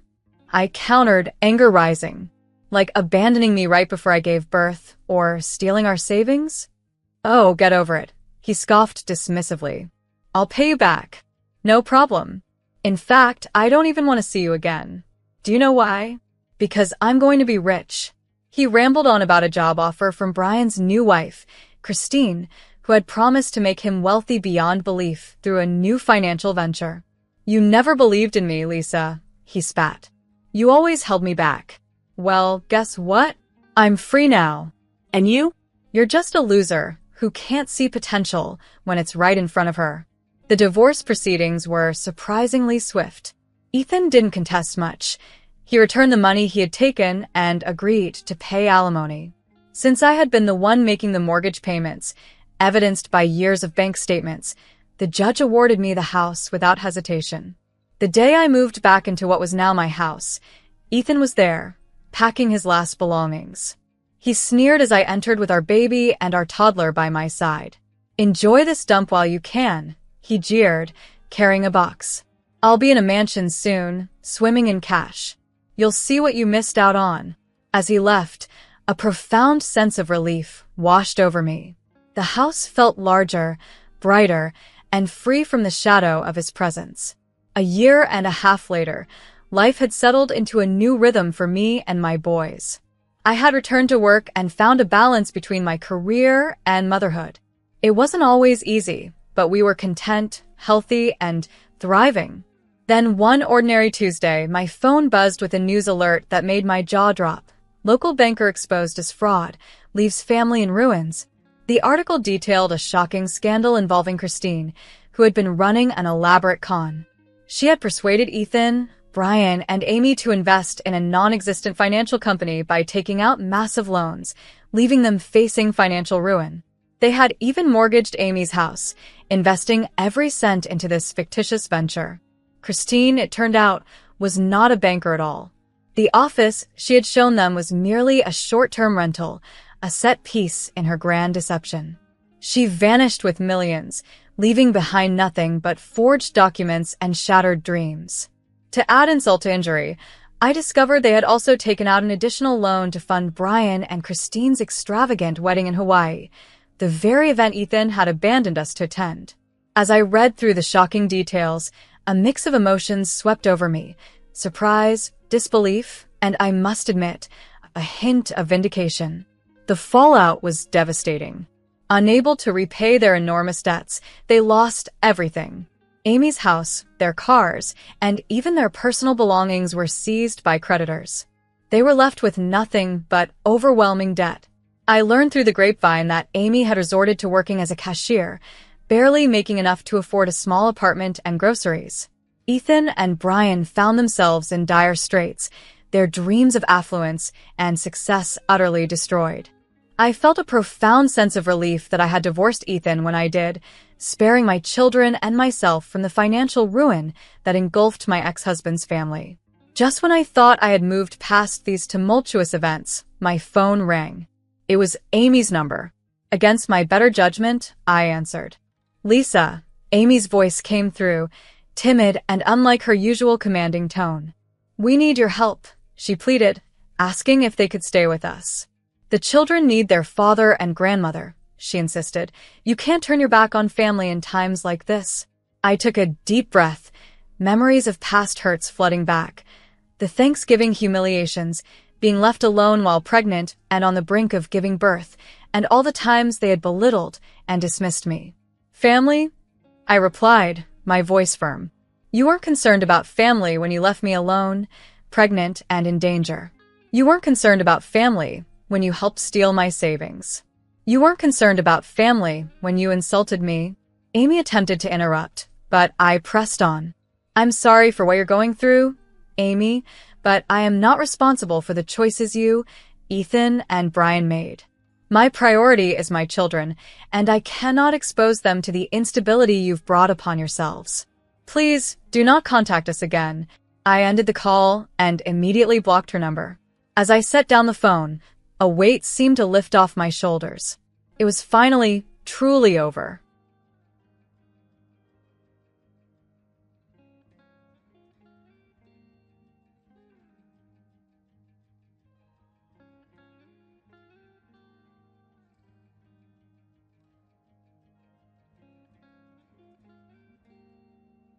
I'm Melissa, and I'd like to tell you about an experience that might resonate with others. It all began when I was introduced to Thomas by my cousin Anthony, who thought we'd be a great match. Thomas was quite charming, and his demeanor was genuinely engaging. We connected well, and after a year of dating, he proposed. I was ecstatic and eagerly anticipated our life together. Anthony often mentioned that Thomas and I were like a match made in heaven. Our wedding was a dream, beautiful and joyful, surrounded by our loved ones. Shortly after our nuptials, Thomas suggested we move in with his mother, Diana, to help her cope with the loss of her husband and to save money. Initially hesitant, I was eventually persuaded by Thomas's reasoning. Life with Diana started smoothly. She was kind, and we managed to get along well. I assisted around the house, trying to make our living arrangements comfortable for everyone. However, 7 months into our marriage, Thomas suggested that I quit my job to dedicate more time to household duties and to assist Diana more.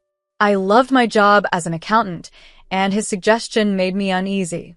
Yet, after some persuasion, I resigned, believing it was the best decision for our family. Initially, I managed well, engaging in household chores and spending quality time with Diana, learning about her and the family's traditions. Despite missing my work, I believed the sacrifice was worthwhile for the sake of our family harmony. Thomas seemed pleased, and everything appeared to be going well. But as time passed, the dynamics began to shift. Diana's requests grew more frequent and demanding, and Thomas's attitude toward me changed. I increasingly felt viewed not as a partner or a family member, but more like a servant. One morning, as I prepared breakfast, Diana criticized the cleanliness of the living room, despite my having just cleaned it. Her tone was harsh, and when I tried to explain, she only snapped at me to be more thorough. Later that day, Diana complained to Thomas about my supposed negligence, urging him to address it. Frustrated and feeling cornered, I defended myself, but Thomas only echoed his mother, insisting I just do a better job. This experience has been challenging, and I've come to realize the importance of communication and respect in any living arrangement. While I continue to navigate these dynamics, I hope sharing my story helps others feel less alone and more empowered to speak up in similar situations. Living with Diana and Thomas was like walking a tightrope, with my every move scrutinized. Diana's sharp critiques and Thomas's evident disappointment hung over me constantly, making me feel as though I could never do enough to please them. One day, Diana decided on a whim to invite some friends over for lunch, giving me very little time to prepare. Without any regard for my plans, she demanded, "Melissa, I need you to serve lunch to my friends and make sure everything is perfect." As the guests arrived, I served them with a smile, though I couldn't shake the feeling of their judgmental eyes on me. "Is this your daughter-in-law, Diana? She seems a bit overwhelmed," one guest commented audibly. Diana responded with a subtle but cutting remark about my need to improve my household management skills. After the guests left, Diana didn't hesitate to express her displeasure to Thomas. "Melissa was so disorganized today, and her cooking was subpar," she complained. When Thomas confronted me, his face flushed with anger, I tried to defend my efforts, explaining I was doing my best under the circumstances. "That's not good enough. You need to do better," he retorted angrily, dismissing my efforts. The environment grew increasingly hostile. Diana's nitpicking escalated, and Thomas's temper became even more unpredictable. I began to dread the start of each day, fearful of the inevitable criticism. During a rare moment of respite, I tried to enjoy a book in the living room. Diana found me and sharply reminded me of the chores awaiting my attention. "No breaks until all the work is done," she commanded coldly. Later, when Thomas returned home, Diana quickly informed him of my brief pause, painting it as laziness. "You can't just sit around, Melissa. There's always work to be done," Thomas exploded. I explained it was just a short break, but he was unforgiving. "No more breaks. Just do your damn job," he yelled, diminishing me further. Feeling more like a captive than a member of the family, I longed for the independence I once enjoyed. 3 years into our marriage, our daughter Alice was born. She became my sanctuary, my joy amid the storm. I devoted myself to her, hoping to shield her from the turbulent atmosphere of our home. However, as Alice grew, so did Thomas's anger. One particularly harsh evening, he erupted over some minor disorder in the house. "Why is this place such a mess?" he thundered upon entering. I explained I had been busy with Alice all day, but he was relentless. "Your cleaning isn't good enough. You're useless," he shouted, and in his rage, he shoved me, causing me to fall and cry out in pain.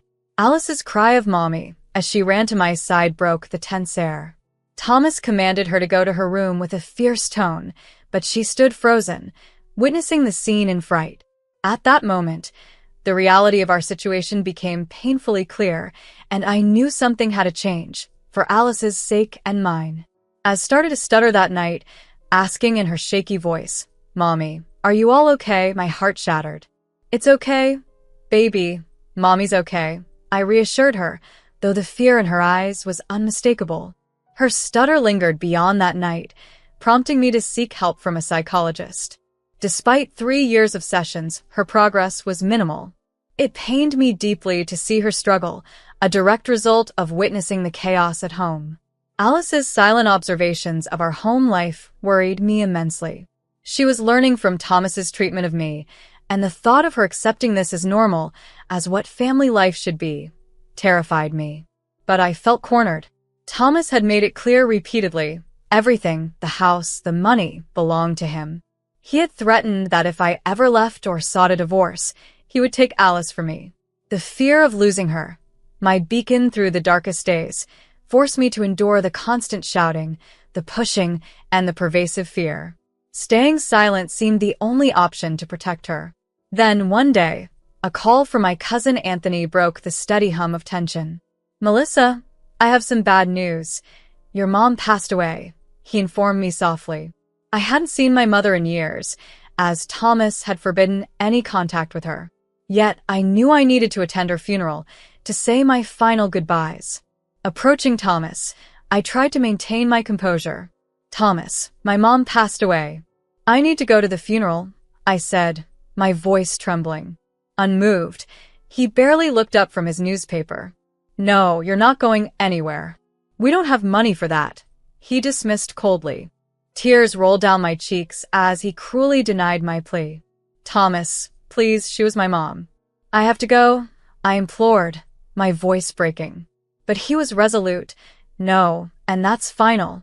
You stay here and take care of the house and Alice," he commanded, returning to his reading. Anger and sadness overwhelmed me, but a resolve within me grew. I knew I had to go, no matter his commands. That night, I gently woke Alice. "Sweetie, we're going on a little trip. Be very quiet, okay?" I whispered. "Okay, Mommy," she replied, her voice sleepy and confused. After ensuring everyone was asleep, I packed a small bag for us, took my savings, and quietly left the house with Alice. As we drove toward my hometown, my heart pounded with a mix of fear and determination. We arrived early the next morning, tired but relieved to be away from Thomas, even temporarily. We checked into a small motel and rested a bit before the funeral. The service was split into 2 parts, one for family and another for the public. The family gathering was emotional. I hadn't seen my relatives in years, and it was a time of many tears and hugs. The relief of being with them was palpable. During the service, my phone rang. It was Thomas. In my haste, I accidentally hit the speaker button, and his furious voice filled the room. "Melissa, get your ass back home right now, or I swear to God, I'll file for divorce and take Alice away," he bellowed. The room went silent, all eyes on me, their expressions a blend of shock and sympathy. The reality of my situation was laid bare before my family, marking a turning point in my life. As Thomas's voice blared angrily through the phone speaker during my mother's funeral, My cheeks flamed with embarrassment. I quickly turned off the speaker and mumbled, "I'm at my mom's funeral, Thomas. We'll talk later," before hanging up. Throughout the rest of the service, a knot of shame and anger twisted in my stomach, and his words echoed in my ears, humiliating me in front of my family. Yet, amidst this turmoil, I found a strange sense of clarity. I couldn't continue living like this. After the service, my cousin Anthony approached with a concerned look. "Melissa, you can't go back to that. You deserve better," he insisted, slipping me a piece of paper with a lawyer's contact information. "Call this lawyer. He can help you." Holding the paper, I felt a mixture of fear and hope to stir within me. Maybe this was my opportunity for change. "Thank you, Anthony," I said, my voice thick with emotion. That night, back at the motel, sleep eluded me, but a spark of hope flickered to life inside me. For the first time in a long while, I felt empowered to alter my circumstances for both Alice's and my sake. The morning after the funeral, I awoke with new resolve. I couldn't let fear or Thomas's control dictate my life any longer. My mother had left me her house and some money, a lifeline, and a chance to start anew. With the lawyer's phone number in hand, I decided it was time to act. I took a deep breath and dialed.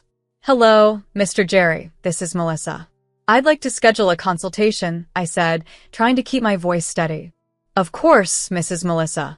Can you come in this afternoon?" he replied. "Yes, I'll be there," I confirmed, my voice a mix of fear and determination.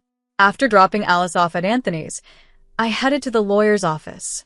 Despite the nerves, I felt ready to confront the future. Mr. Jerry welcomed me warmly. "Mrs. Melissa, tell me everything," he urged, his voice calm and reassuring. I shared my story, the years of control, the threats, and the violence. He listened attentively, jotting down notes.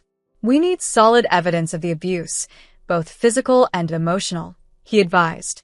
"Record everything. Keep a detailed journal." I nodded, a plan forming in my mind. "I'll do that.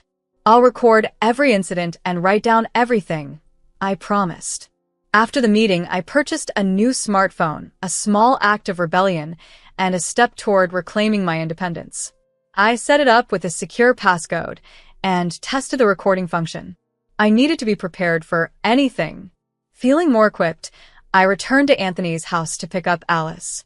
She seemed happier and more relaxed than I'd seen her in months. "Ready to go home, sweeties?" I asked, hugging her. "Yes, Mommy," she replied with a smile. As we drove back to Thomas and Diana's house, a mix of dread and determination settled over me. I knew I was returning to a hostile environment, but this time I was armed with a plan and a newfound strength. This time, I was prepared to stand my ground. As soon as I walked through the door, Diana was waiting, her expression one of clear disapproval. "Where the hell have you been, Melissa? Do you think you can just waltz in and out as you please?" she snapped. "I was at my mother's funeral, Diana." "I told Thomas," I responded, ensuring my voice remained steady. "Well, you're back now. Get to work. This house won't clean itself," she retorted, turning away with a dismissive huff. Taking a deep breath, I turned on my new phone and discreetly slipped it into my pocket, starting the recording. I was determined to document every harsh word and aggressive act. As I went about my chores, I carefully captured each encounter. When Thomas returned home, his fury was palpable. "Melissa, what the hell were you thinking, leaving like that without my permission?" he shouted. "I went to my mom's funeral, Thomas. I had to go," I replied, my heart racing. "You don't do anything without my say-so. Do you hear me?" he yelled, his face red with anger. "Give me your phone and purse," he demanded. I handed him my old phone, grateful for my foresight. His attempts to intimidate me were not going to work anymore. I was quietly gathering evidence, building my case, and planning my escape. That night, after everyone was asleep, I sat down with my journal. I meticulously wrote down everything that had occurred since my return, every insult, every threat. I felt a new sense of purpose, a determination to see this through. The following days were challenging. Thomas and Diana's hostility did not wane, but I continued to record and document their behavior, building my case piece by piece, readying myself for the fight ahead. During dinner one night, Diana resumed her usual tirade. "You're nothing but a disgrace, leaving the house without Thomas's permission." She sneered at me, her eyes filled with disdain. "Diana, don't insult me in front of my daughter," I responded, striving to keep my voice calm yet firm. Thomas's face flushed with anger. "How dare you raise your voice at my mother?" he bellowed, pushing me hard. I stumbled but managed to stay upright. He then raised his hand, his eyes alight with fury. "You live here on borrowed rights, Melissa. Don't forget that," he shouted. I took a deep breath, a strange calm overtaking me. "I want a divorce, Thomas," I stated clearly. His face turned an even deeper shade of red, and he screamed, "You belong to me. You'll be my property until death." This time, I wasn't scared. My phone was securely in my pocket, recording every word. For the first time, I felt a sense of control. Over the next week, I diligently continued to record every insult and threat from both Thomas and Diana. Each time they belittled or threatened me, I discreetly turned on my new phone's recorder. Diana was relentless. "You're worthless, Melissa. Can't even keep a house clean," she would sneer. I carefully noted everything in my journal. Every insult, every harsh word. It was all crucial for building my case. Thomas was no less harsh. "You think you're tough now? You'll never leave me. You're nothing without me," he would shout. But I remained calm, recording his tirades and adding them to my growing list of evidence. It was exhausting but necessary. One day, I caught Diana raging at me in the kitchen. "You're a disgrace to this family, Melissa. Leaving the house like that," she spat. I recorded her words, each one fueling my resolve even further. With every passing day, my resolve grew stronger.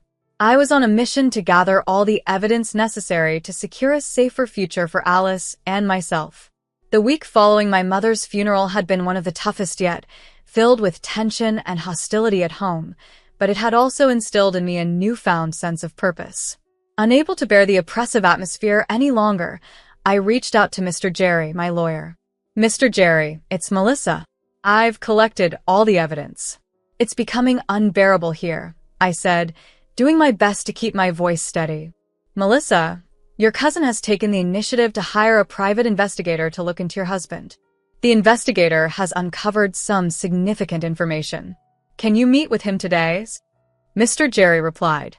"Of course, I'll go right away," I responded, a mix of fear and anticipation coursing through me.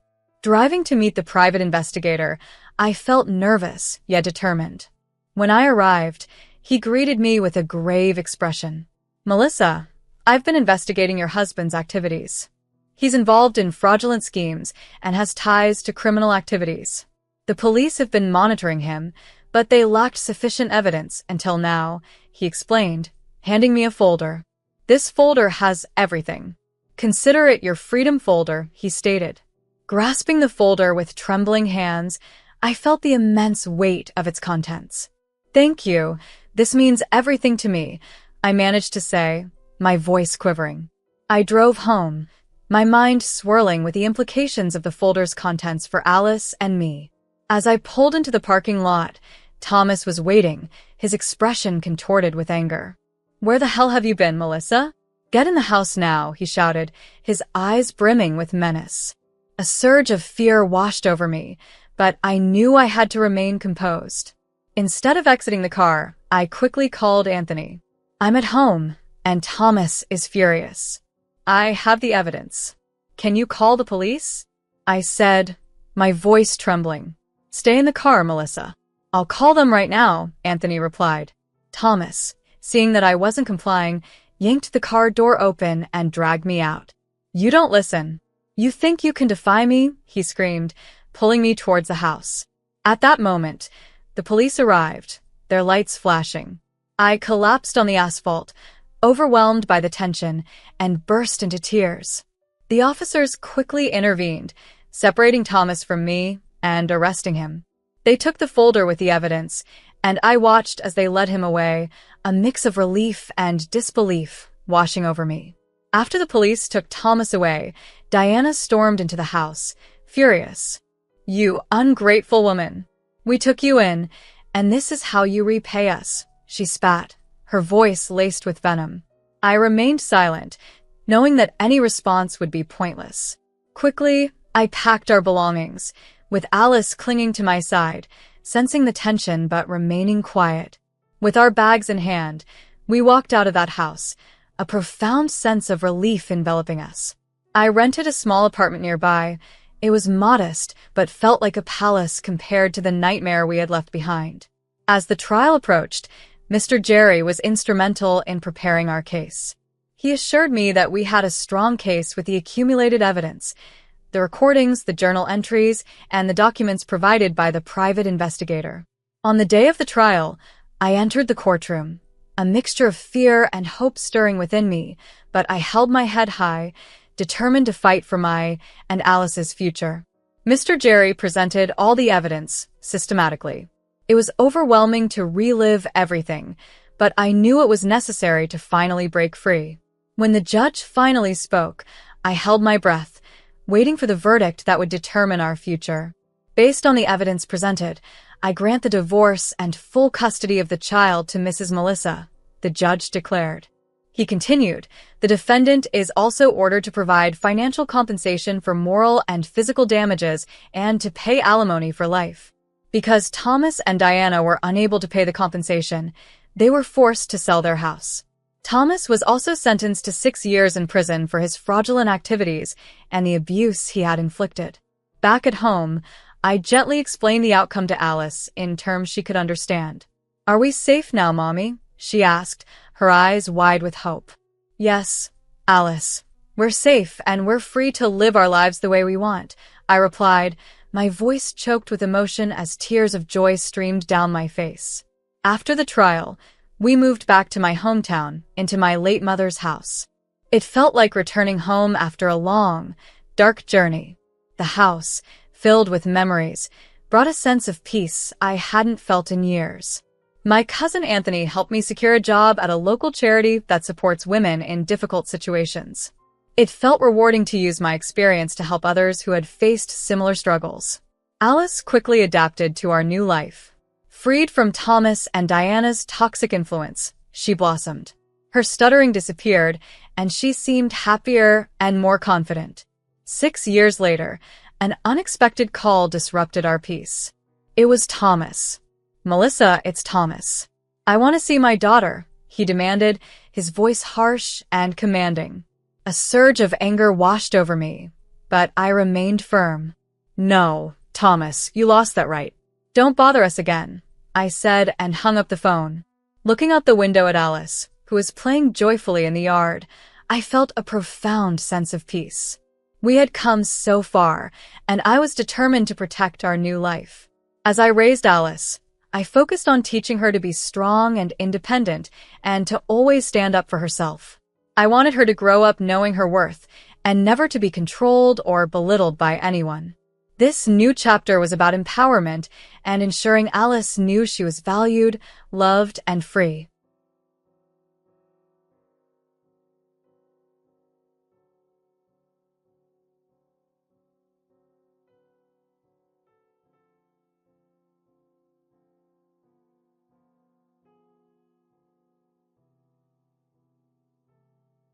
Life had always been quite predictable for me as a fitness trainer at a community gym.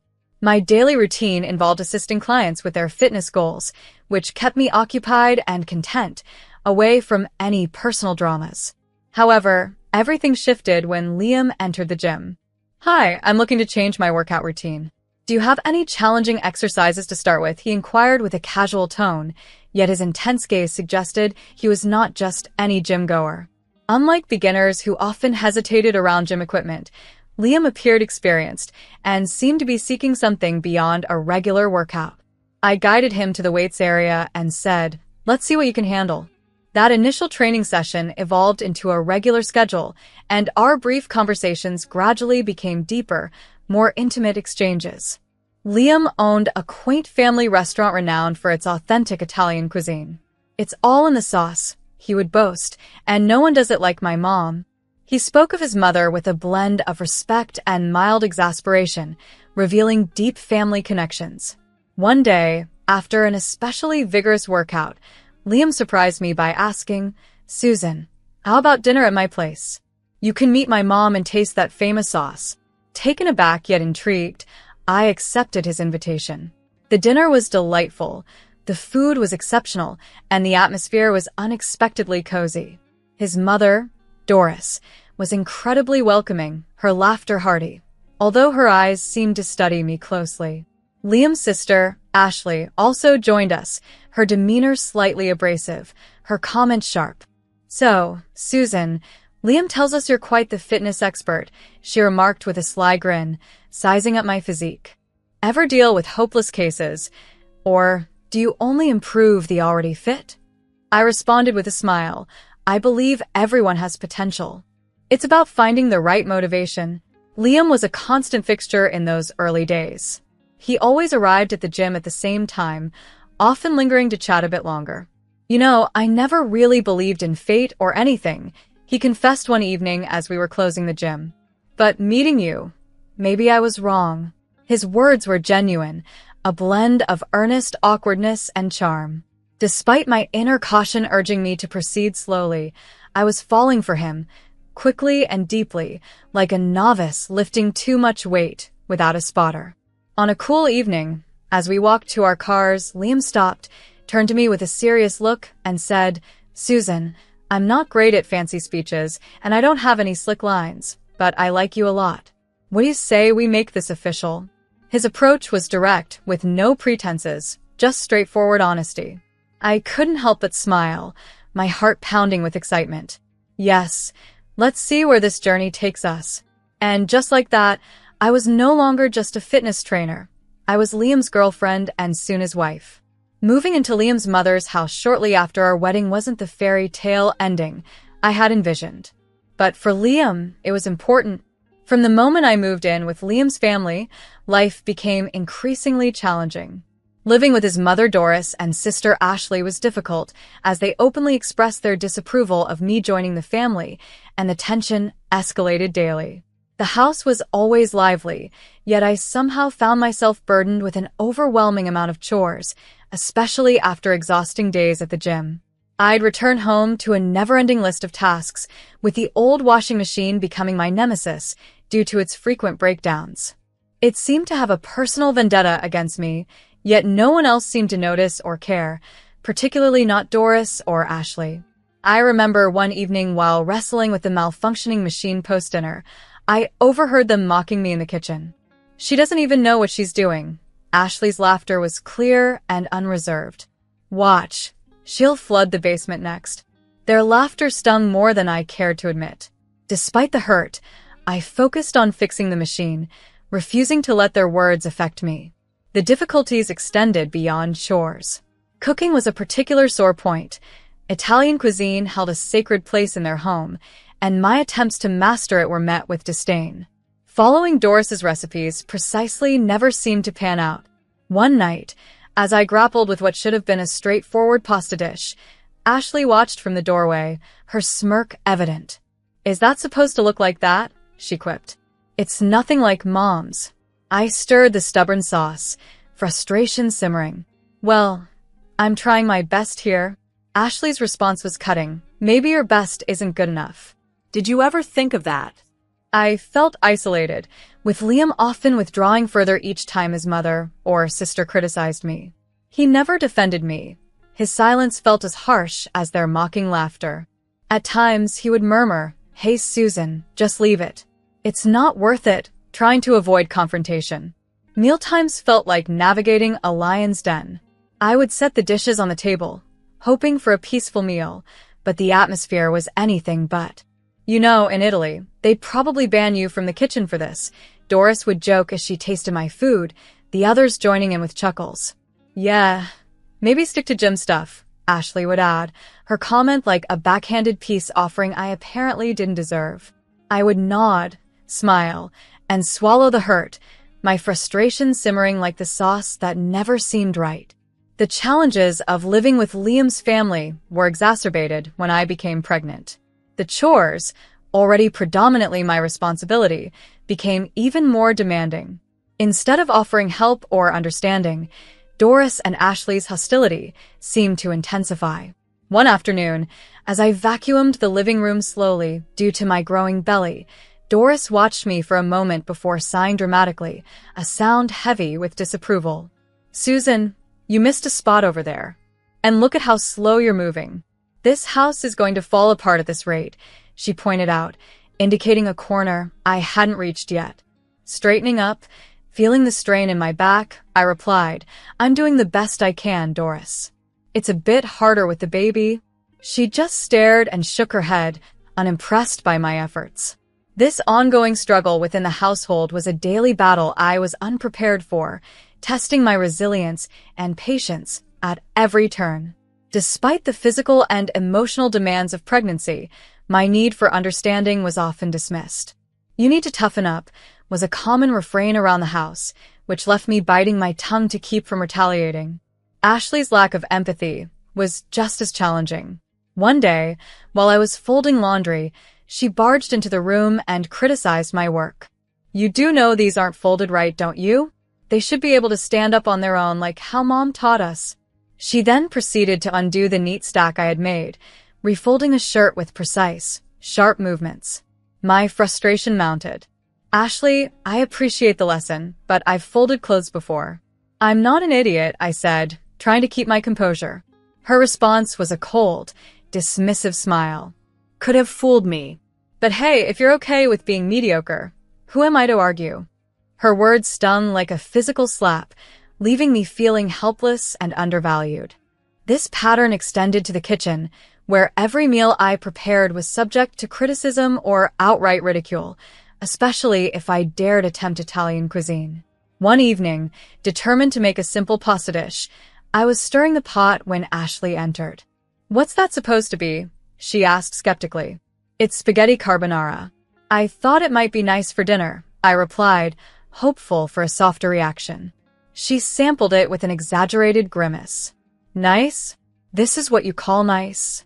I wouldn't feed this to a dog. It's all wrong." Frustrated, I responded more firmly than usual. "Well, it's what's for dinner. If you don't like it, feel free to make something else." The tension in the household only escalated from there, exacerbated by Liam's frequent absences.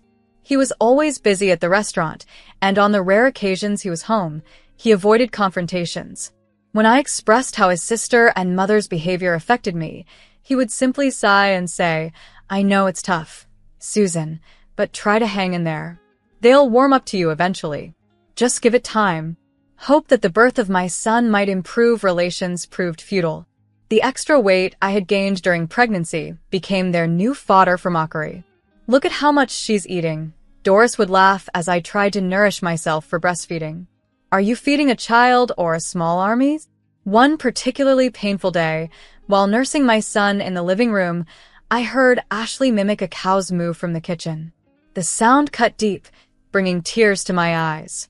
It was clear they viewed me merely as a utility for my child.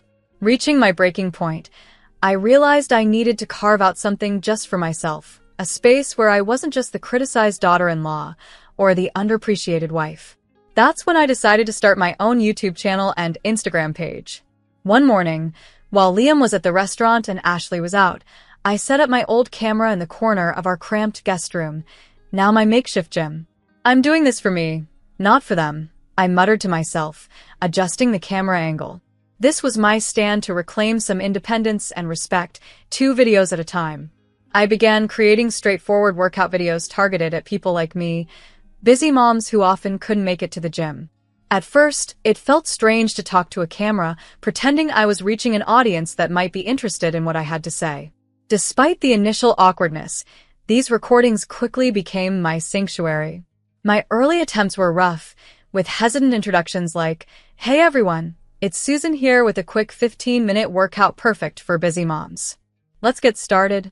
As my follower count increased, so did my confidence. I upgraded to a better camera and picked up tips on lighting and editing from online tutorials.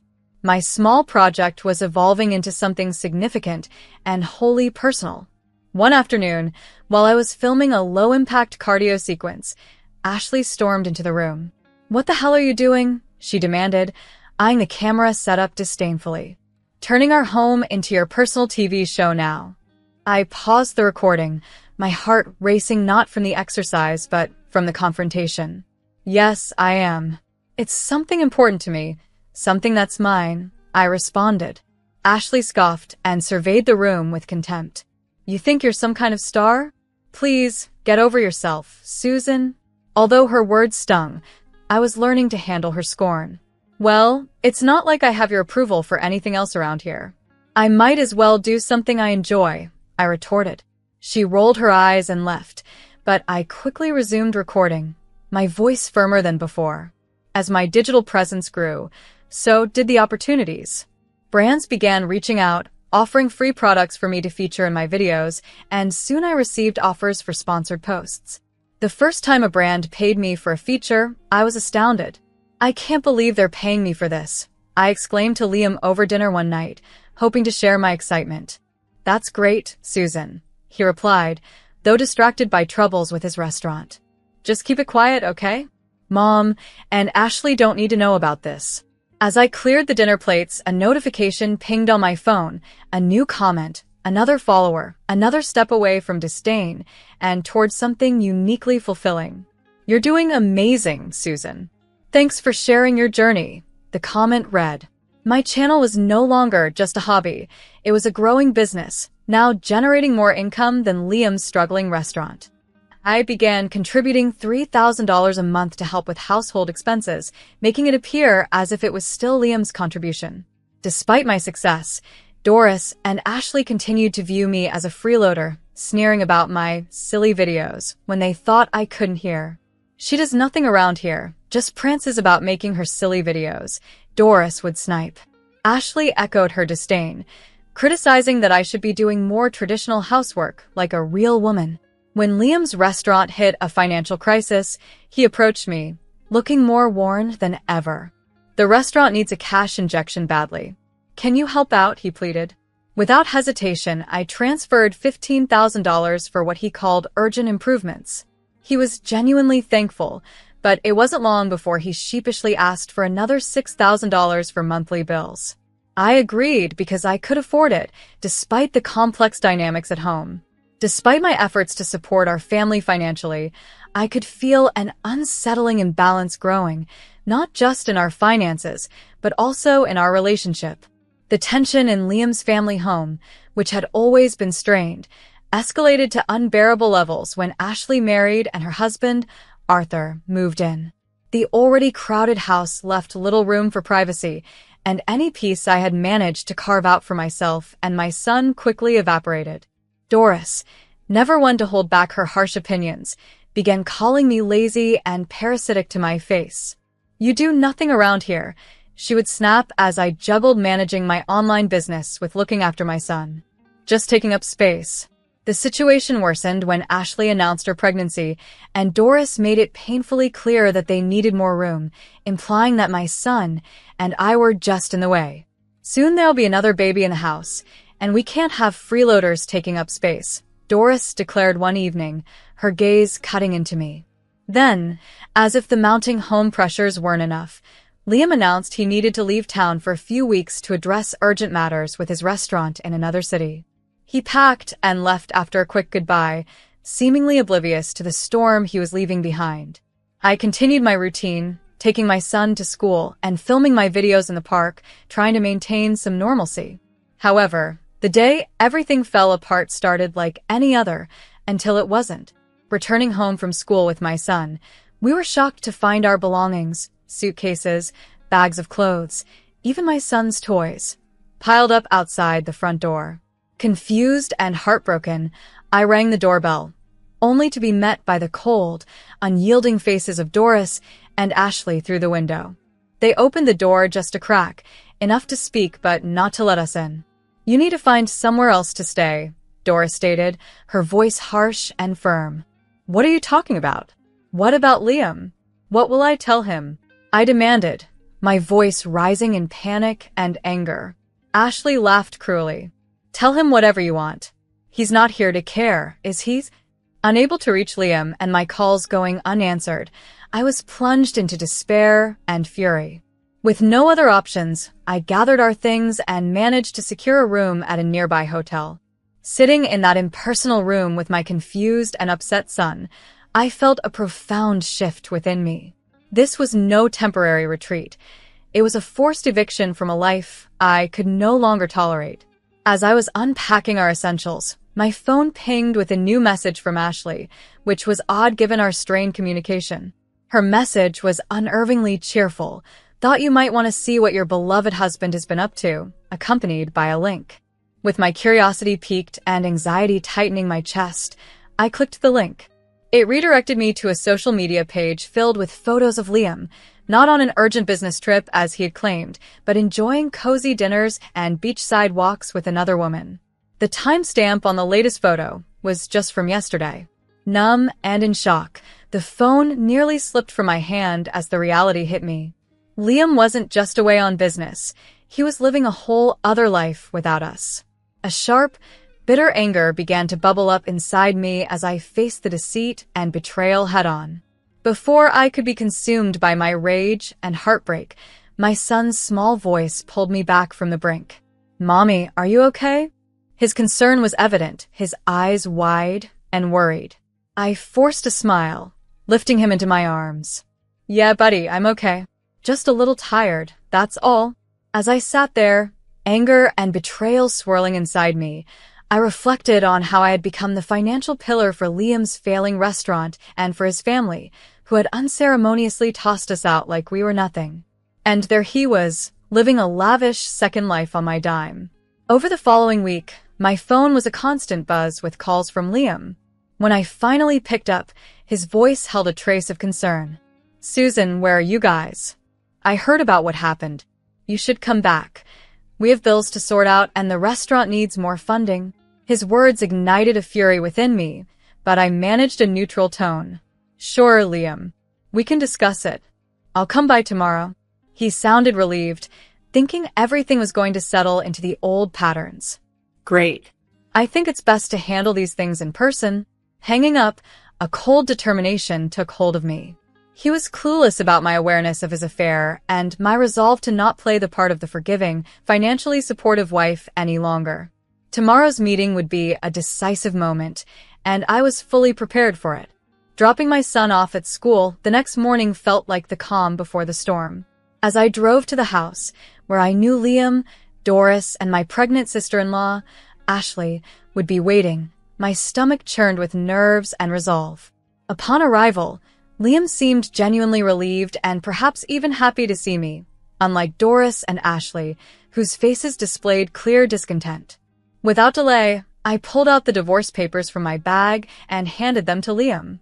His shock was evident as he scanned the document. Doris and Ashley initially smiled, mistaking this for their triumph. However, their smiles quickly vanished as I addressed them firmly. "Don't be too quick to celebrate. You've been living off my efforts all this time." Liam's expression sank as he confessed to them that the restaurant was floundering and had been for a long time. Their initial glee turned to anger as they scolded him for keeping them in the dark and jeopardizing what they considered their financial safety net. Ashley, ever bold, sneered at me. "Well, since Liam makes less than you, he'll just have to file for alimony. How's that for justice?" Liam nodded as if agreeing to some perverse victory. I nearly laughed at the absurdity. "That's where you're wrong, Ashley and Liam," I retorted, facing him squarely. "You won't see a cent for alimony. I know about the affair." The color drained from his face. "How did you? Your sister sent me everything. Pictures, dates, places," I said, nodding toward Ashley, whose face turned ashen. "Thanks to her, I have all the evidence I need." What followed was a furious exchange among them, a cacophony of accusations and denials. I let them drown in their quarrel for a moment before speaking up again. "I'm also taking back everything I paid for, every appliance, every piece of furniture." Their arguing ceased as the reality of the situation dawned on them. I had arranged for movers, and as they began hauling away the refrigerator, the washing machine, and the flat-screen TV, the finality of my departure became undeniable. As I watched the movers haul away even the top-tier blender I had presented last Christmas, Doris and Ashley's tear-streaked faces mirrored their shock. "You can't take these things away. We need them," Doris exclaimed, her voice tinged with anguish. My response was calm but firm. "I've made this decision, and I need them as well." The movers efficiently cleared out a significant portion of their home's contents. Observing the final items being taken away, I felt a profound sense of liberation. I was finally freeing myself from this household, these relationships, and their deceit. Turning to look at Liam, he appeared diminished, his aspirations for quick wealth fading. "Look after your sister and mom, Liam. That's now your role," I said softly, yet with resolve, before I turned to depart. Walking away, I realized this moment marked more than a mere physical departure. It was my definitive escape from their manipulative clutches, a step toward a fresh start for my son and me. The divorce, which came as a respite rather than a hardship, allowed me to secure a fair division and alimony for our son due to Liam's cheating. My lawyer managed the divorce efficiently, making the difficult process as smooth as possible. Life, however, grew more challenging for Liam's family. His restaurant, unsupported by my financial aid, collapsed. Their house was sold to cover debts, a stark reminder of their unsustainable habits. Doris and Ashley reached out in desperation, their messages a blend of apologies and requests for help. But I was determined not to be drawn back into their disorder. I blocked their numbers with no hesitation. Ashley's husband deserted her, leaving her and her family, Liam, his mother, and her niece, squeezed into a cramped rental. Their predicament was of their own making. Meanwhile, life for my son Terry and me was improving. We settled into a cozy apartment that felt increasingly like home. My social media platforms, where I engage with women, especially new mothers seeking to regain their fitness, were flourishing. This prompted me to start online fitness programs tailored for postpartum women, thrilled by the prospect of aiding others who had faced similar struggles. With so much ahead, the future seemed bright and full of potential. In our new home, filled with my son's joyful laughter, I felt a deep and enduring peace. We had overcome the tumult, and now it was our time to thrive.